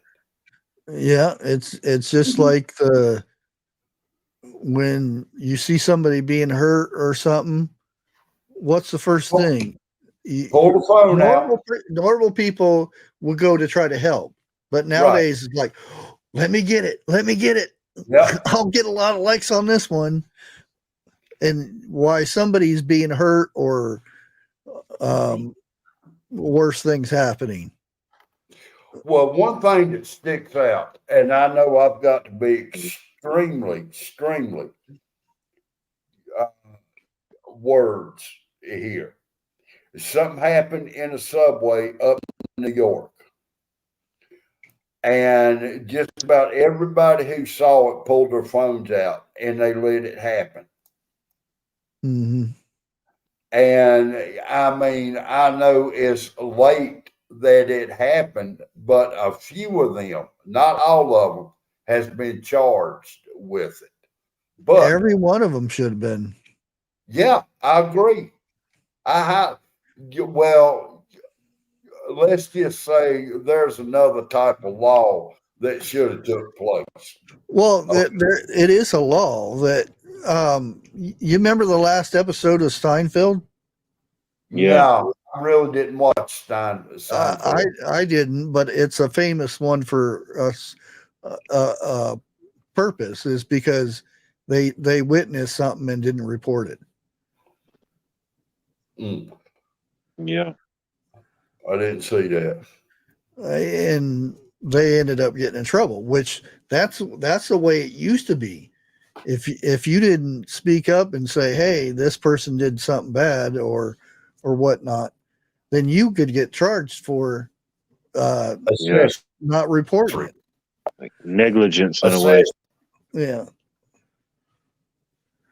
But I mean, the laws have changed so I'll be much back in a minute. in the last 5-10 years. They have changed. It's like the good book says, the Bible. You know, what is right will be wrong, and what is wrong will be right. That's where we're at right now. And I mean, here, no, it ain't right. But if you'll read the last page of the Bible, we win. Plain and simple. But what I can't get over, and maybe it's not for me to think about this, what about all the innocent people that's getting hurt? What about them? You know, I mean, I can go deep into this, but I'm not. There's times I wished that the trumpets would sound, you know, real quick. But everything is being set up. It's in steps. And if you think it's bad now, you just wait. Because what we think is bad is going to be heaven compared to when the trumpets get blown.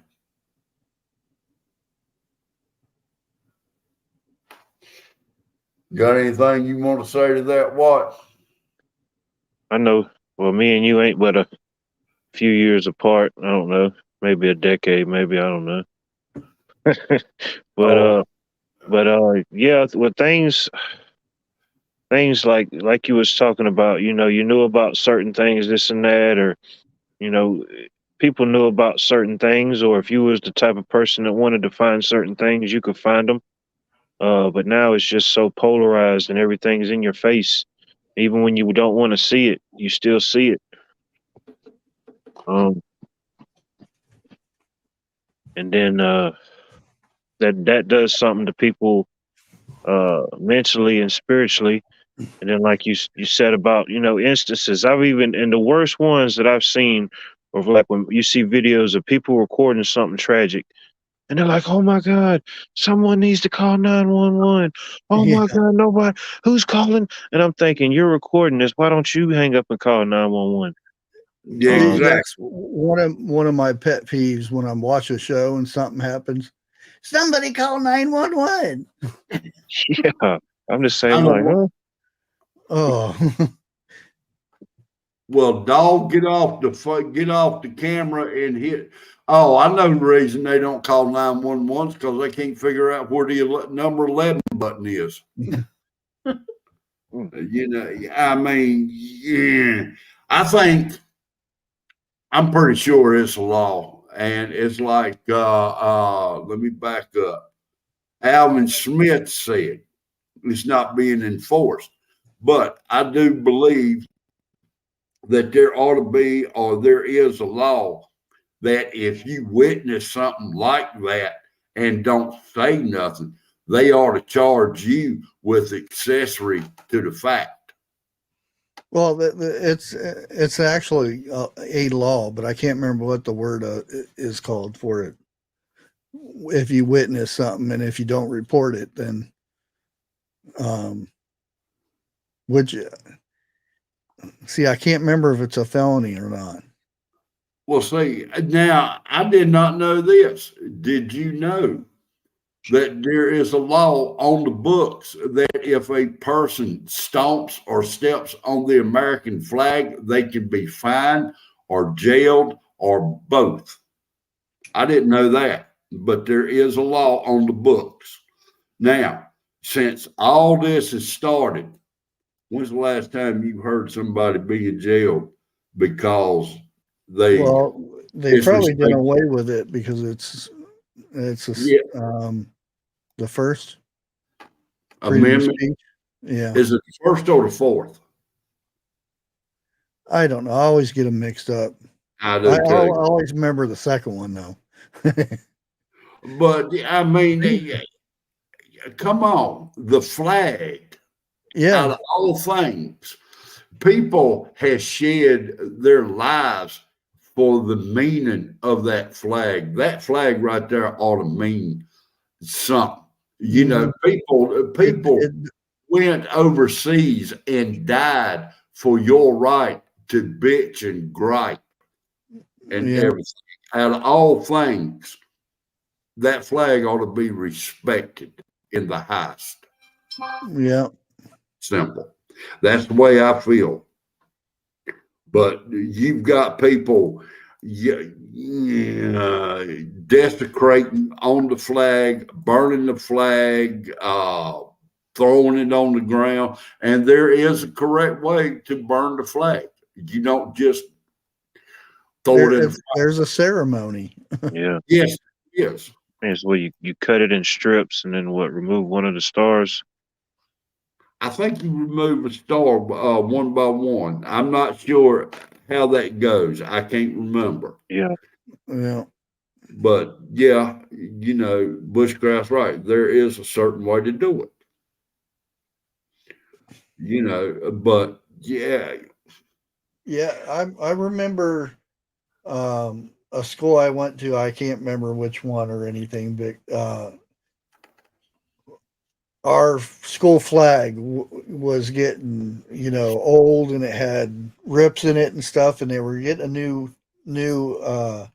new flag. They called some military person, and they came in full dress to collect this flag, and and there was a whole everybody went to the gym, and we were talking about what they were going to do.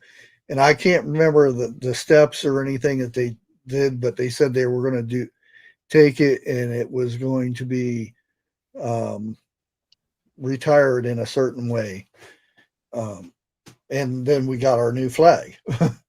And I knew because when the kids go out and they have to bring the flag in for the day, you got drilled in your head that flag did not touch the ground, no matter what. Exactly. It was cemented in everybody's head that went out there that you did not.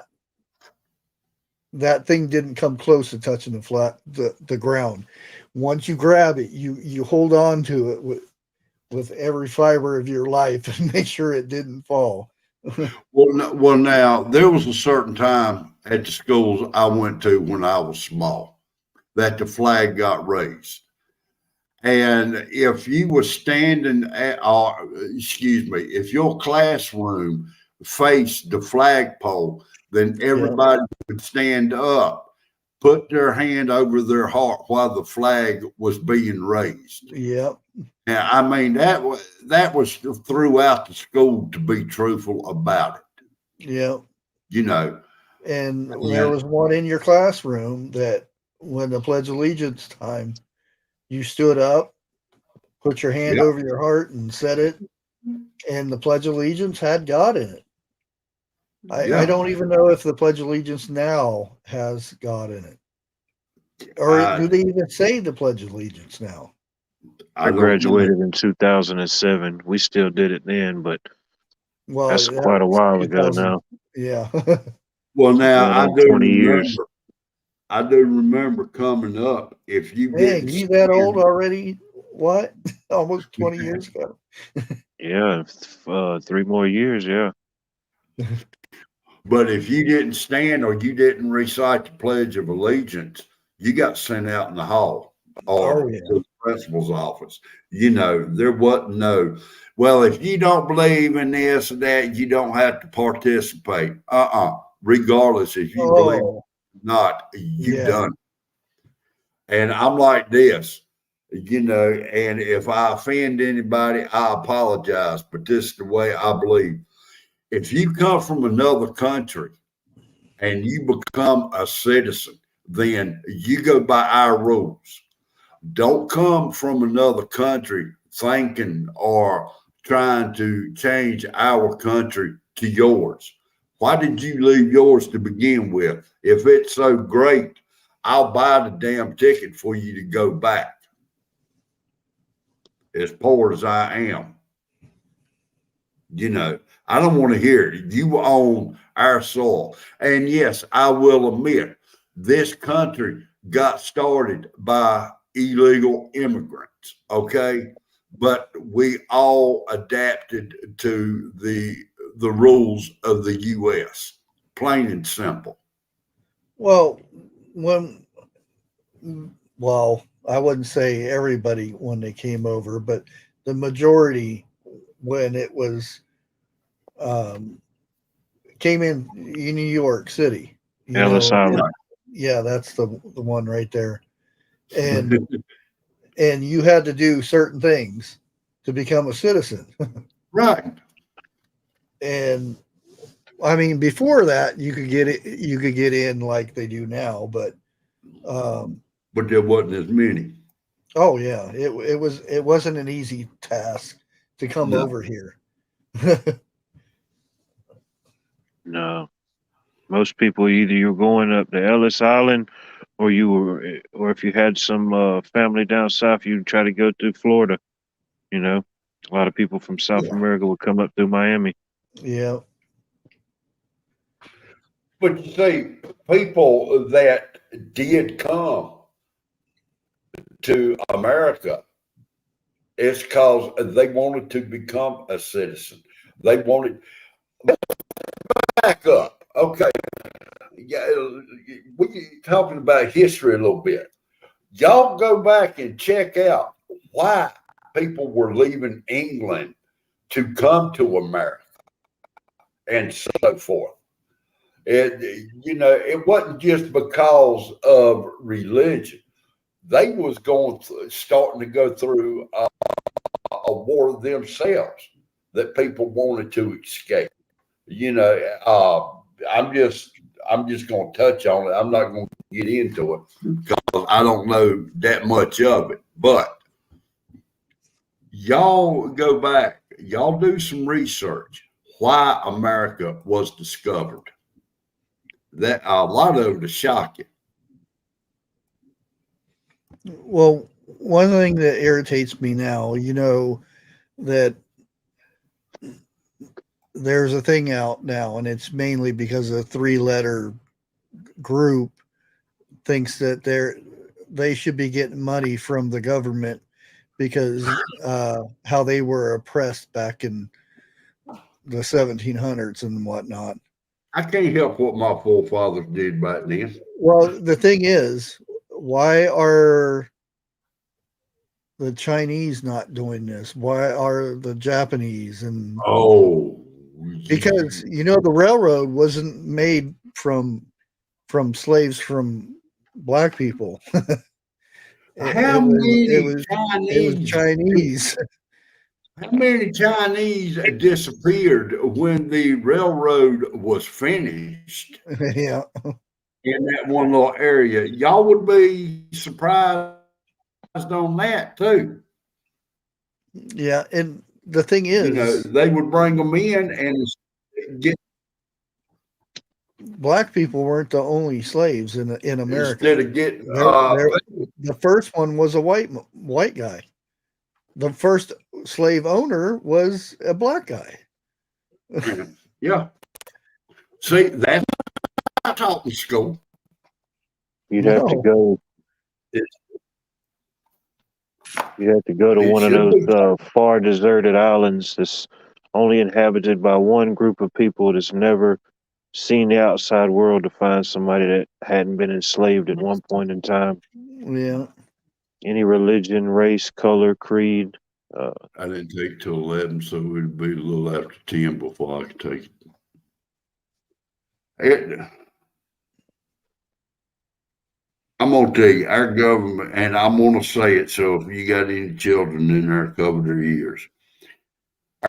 Our government is so messed up. It's not funny. Yeah, you needed to cover your ears, Okay. but I didn't say it. But yeah, I found another word for it at the time. Our government, like I said, our government is so messed up. I can remember when our government was working their own farms, if you want to get down to it. You know, they wasn't spending maybe 20 hours a month up in the White House. Oh yeah.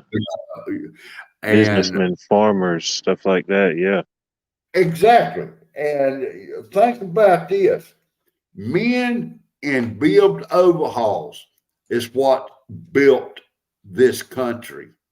Men in suits is what is destroyed this country. I mean, plain and simple truth. Think about that. You know what Mark Twain said about politicians, didn't you? They all lied. I think he said that as well. But he said a flea could be taught to do pretty much anything a congressman can.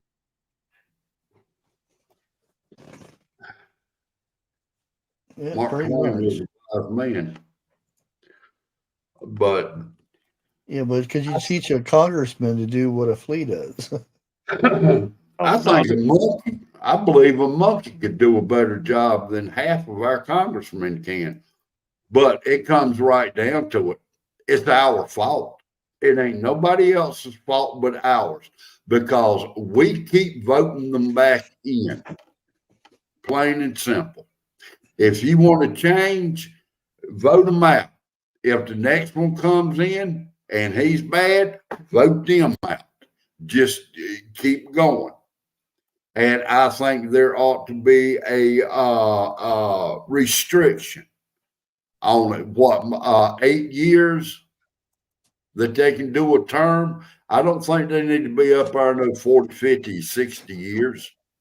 Oh no. Because you got that much power. You know how to get around. You know what to say to people to get what you want. You know, and look at the actions that the people who is on the ballots of what they've done. Don't go by what they say. Look at their actions. That'll tell you how that person is. Believe a person for who they are, for what they do. When they show you who they are, that's who they truly are. You're right. Exactly. It just goes back to the civil disconnect. People are just so disconnected spiritually, you know, whether you believe in God or not, and mentally, it just comes back to that disconnect. And when you have that disconnect, certain people don't believe in accountability. Accountability at any level. Like you said, politicians back in the day, he might have had a farm and then he goes to Washington for 20 days out of the year, comes back, and the stuff he's voting for is the stuff he's living because he's got to be held accountable at the end of the day because he's got a family and his livelihood's on the line. When you get people to sit in there for a lifetime, they don't have any accountability. Some of them don't. Exactly. I mean, they already living on a high hog anyway.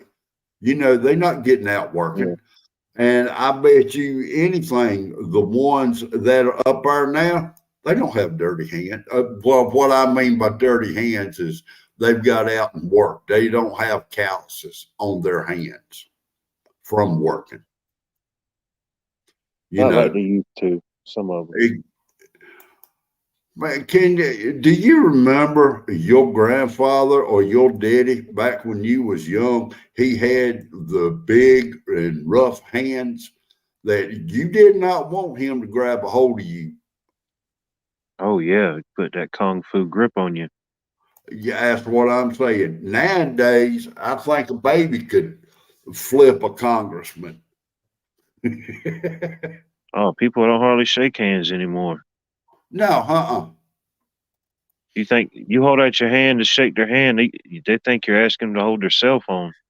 Even the president fist bumps. Yeah. Nobody. I've seen him do that a couple times.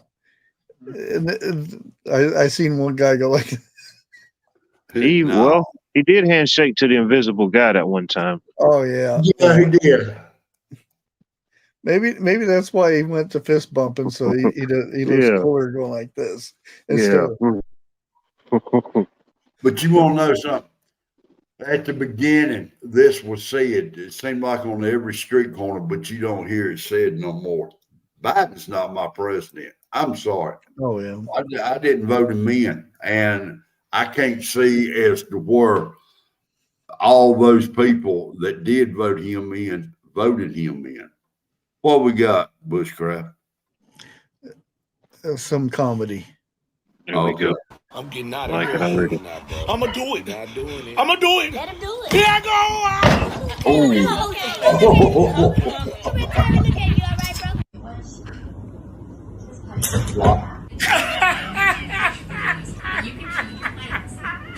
I got a boo boo move. ooh, full speed. Can I have a little privacy, please? Why they leave me in the car by myself with this spotlight on? I can't even see out there. Let me Oh, did y'all hear that? I heard something. I know y'all heard it. Did y'all hear it? Oh, did y'all see that? 1, 2, Fluffy coming for you. Oh, what's that? Y'all heard that? I saw it. I saw Fluffy move. 3, 4, get away from the. Oh, you so sweet. Okay. And savory. Hey, you kind of rough there. Sorry about that. I bet you taste like chicken. Why you licking your lips like that? What? Hey, hold up. Stop. Winky, put your hand down, man. Just Oh man. I saw one where the cat was on top of a water tank, and he was trying to fish out the fish, and he fell in. Oh yeah. Oh hello. Bubba News. I'll give you that. They're being caught. That's the reason they're dropping out. Their name is, have y'all heard that a certain person, what is it? Like 200 names was released from their book or their list. I cannot say that name on here. Oh Yeah. The Island Boys. well, Yeah. he was supposed to release some. They were supposed to release some stuff, documents, but it got postponed. Oh, is that Some what of them did. Some of them got leaked, but more is supposed to. They were supposed to do a whole big a bunch, but it's I think the 22nd. Well, I think the ones that got postponed was real upper class people. Yeah, Like that. they're trying to get rid of them before it comes out. And I do believe when the names really start dropping, 90% of America is going to be shocked at some of the names that were on there. There you go. That's a good one. A boogie picker. And the devil placed a bet in your life. The God said, this is a good kid. He will live with purpose and honor. He will lift people up. I am betting on this kid. The devil said, I don't believe you. I have created a system that will make this boy fall. I have created people that will make him angry. The devil wants to consume. God wants discipline. The devil wants indulgence. God wants your well-being. The devil wants your emptiness and misery. But it's easier to follow the devil than to follow God in these grim times. But there is a bet on your life every fucking day. I like the Russian mobster little quotes he does. I can't disagree with that. You know, it's easier going the bad way than it, especially nowadays. yeah, really.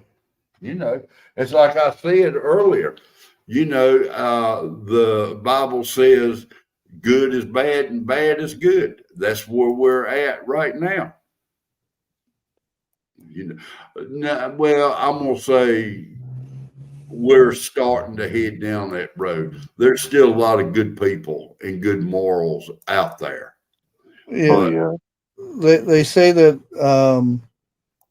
you know, the Bible tells how everything's going to go until it's over.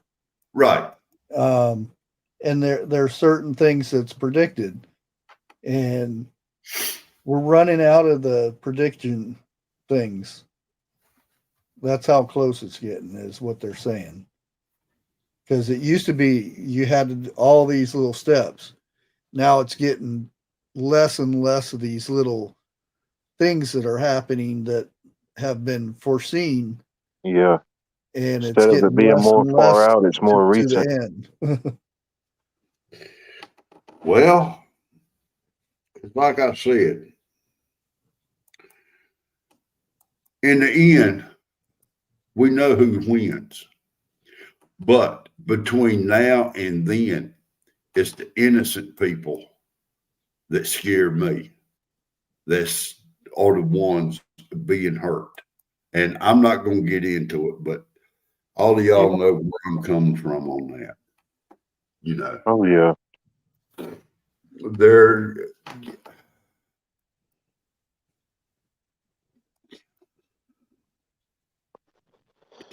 Yeah. I mean, I'm sitting here debating on what, if I should say what come to mind, but I really don't want to. But why is it that the innocent people get hurt and the guilty people get away with it? I can put it like that. Because it's easier. But you see, that it's harder to go after the evil than it is to go after the innocent. It's easier to fall for the worldly things or the worldly flesh than, you know, keep your spirit disciplined or, you know, your body disciplined, you know. Oh, I've actually started talking to somebody that, oh crap, what's the Chosen? You know the series, The Chosen? Yeah. He's actually one of the actors. Oh, really? Wow. Yep. That'd be a cool interview. Yeah. Yeah, it would. And he is extremely religious. He has his own TikTok and everything, and I'm like, he looks familiar. Where have I seen him? And he's showing the final season of The Chosen. Some of the scenes. And I have yet to see that. Oh, you gotta watch it. It's good. What? And what like channel? the part where the lady that bled for 12 years, that and he shows this on his TikTok, this little bit of when she touched Jesus's robe, and it still gives me goosebumps every time I watch it. Because I thought, well, is that true? And then I went and looked it up, and I read the whole thing about it, and I was like, oh, cool. And then when I watch it again, it gives me goosebumps. Now, what channel is this on? There's multiple channels, but you can watch it on it's called The Chosen, right? Yeah. You can watch it on Freevee, Okay. Amazon. There's a couple other free ones you can watch it on. And and there's 3 seasons. And there's a Can't remember. the third. I just got done finishing the third season, and then I found out that they were actually doing the fourth one, which is good. Which unfortunately, it's the fourth one is where bad stuff happens. But again, and Jesus is sitting there talking to his apostles there, and he's trying to get them to understand without telling them that he's going to be crucified here pretty soon. And he's telling them what all is going to happen and everything like that, and not saying who and what, and they are just not getting it. And he's trying to tell them that I'm not going to be here shortly, and your guys going to have to take over this. And then the preview stops right there. But I thought that was really good because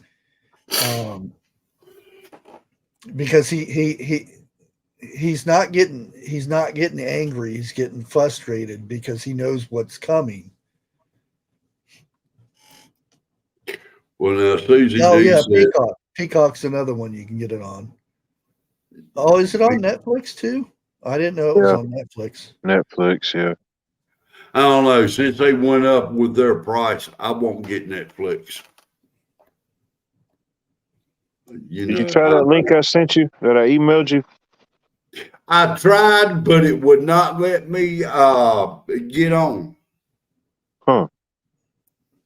And I had to make sure I sent you the right one. Well, see, that link right there, I like to pull it up on the TV, and watch it like that, but it won't let me. It's either on laptop or my cell phone. I got you, yeah. But I do it for like if I want to watch it on the TV, I'll pull it like up on my laptop or something like that, or my phone, and do like a screen cast or whatever you call it. Okay. And it'll send it straight to your TV. Most TVs and devices will do that now. If most smart devices, I'll have to try that then. And Vineyard Dad, I agree. Like Simon Peter, and I still call him Simon, just because I've always called him that, Simon Peter, even though most time everybody calls him, because of the Catholics call him Saint Peter. But like I said, that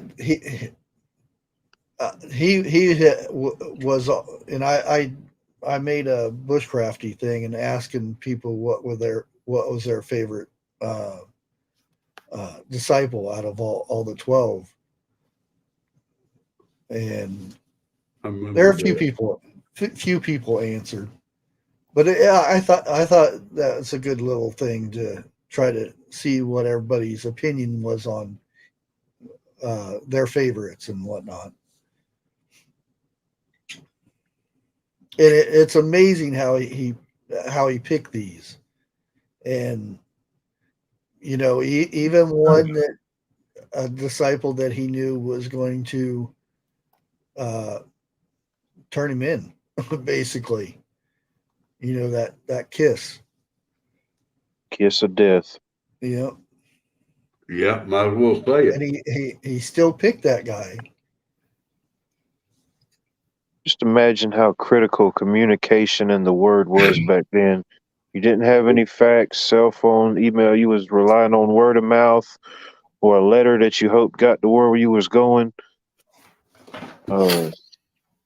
Just amazing how things worked. Yeah, that's true. I'm going to cut it here in about another 5 or 6 minutes. That'd be what, 9:30? Yeah. So is there any last words either one of y'all want to say? Nothing? I thought it was pretty interesting. It mentioned about Civil War and that type of topic. You know, there's a movie called Civil War coming out this year in April. No. Yep. I don't watch too much TV no more, not like I used to. Well, it's all over the news, is why. It was I don't really watch that. I didn't see the previews until I heard about it on the news, and then I went, "Ooh, really?" And then I looked it up, and I'm like, "Huh." And then I'm like, "Oh, I was just thinking about this the other day." Well, with all the history buffs that we have up on here, let's see how much of it is true.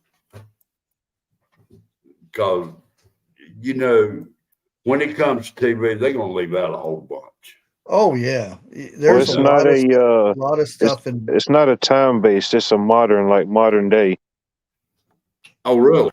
Yeah, it's not like 1864. It's like 2024. It's the second one. Yeah. Yeah. Oh. Okay. Yeah, let me see. See if I can find the trailer. Certain parties are talking about nuking other parties. Huh. Nukes on our own soil.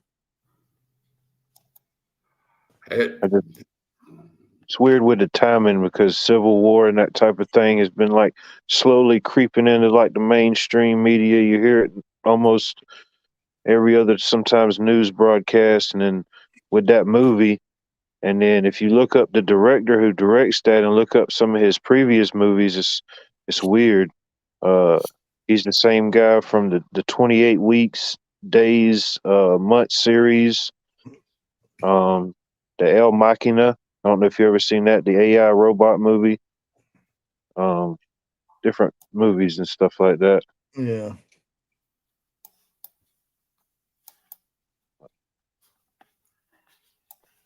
Huh. But you got any last things you want to say, Bushcraft, before we go ahead and end this? No. How about you, Watt? Yeah, You got any words? 101's tomorrow. Dig Deeper Ministry is tomorrow at 8. And I'll probably be back Friday, but All right. Well, now we also got Vineyard Chicks at 10:30 and Sunday. Sunday. Yeah, that's Sunday. And then we got. I'm not sure about Saturday if Lake's got anything going on Saturday, not yet. Okay. Oh yeah, that's right. 101 will be. He says he will be live tomorrow. Yeah, well, that's when it's set up. We don't know 5 minutes before if he changes it. That's why I said he says he's going to go. You know. Yeah. Still up there, as far as I know. You know, this year is a leap year. So we got an extra day this year. Really? So that means an extra day I can sleep? Possibly, you could. If you could use your extra day for that. And Dixie, did Jeff fill his New Year's resolution to not eat candy anymore? Yeah. So far. He still eats. I ain't bought none yet. I didn't say nothing but buying. I said eating. No, he's talking about candy, sweets. Oh. You can do it. Few sweets today, not too many. What sweets did I have today? We ain't got none in the house. That's not sweet. Did you have any sweet tea? Yeah. You know I'm going to have that. That's everything. This is everything. When you say sweets, I'm thinking candy or something like that. Yeah, I don't think anybody get Jeff to give up sweet tea. Let me put it to you I've like been this. drinking sweet tea since I know him. I am a teaholic. I'll put it like that. Yep. Spot was too. So Pop was a coffee holic. He drank more And coffee. tea-holic. Papa drank about 4 pots of coffee a day. Shit, I can't even get past the second one. Oh, Yeah. man. I have he's sitting on the commode half the day. No, it wasn't either. Man, I drink that much coffee, I'd be sitting there with the cup of coffee sitting on the toilet. I'd have a hose pipe running out the door. But now I have seen my pop sit there and brew him a pot of coffee, pour him a cup and stick it in the microwave and drink it like it was water. Pop was so much I could have met him. Yeah. There's something else. And I'm sitting there thinking, how in the world you still got taste buds? Yeah, I've seen them coffee drinkers that it's 100 degrees out and they're drinking coffee and they don't got a bead of sweat dripping down. Oh, my mom's like that. My pop was. I'm turning out to be like that. You know, and I hate to say it like this, but me sitting here, I can see my father in me right now. And that's a bad thing to say. Well, why is it bad? Because that's the way he was in his last days. Well, and I'm doing the exact same thing as my father did. Well, then you can change. I know. Yeah. These are your best days. Make the best of it. It is. It is. And you know, they say young men have dreams and old men has visions. I understand the whole meaning of that because a young man has dreams of what they want to be. Old man has visions of how they used to be. Yeah. You know. So, all right. I will see if you go live Friday night, we will see you then. Yeah. If not, probably We'll Monday. probably see you tomorrow if 101 goes. Like you said, probably. That's gonna be a yeah. It's a big gift, huh? Yeah. All right. And Bushcraft, I'm gonna steal your famous lines. Everybody have a good evening and God bless each and every one of you. Out. That was my line. Whoa. No. Damn near hit the wrong button. You almost left it up here. Almost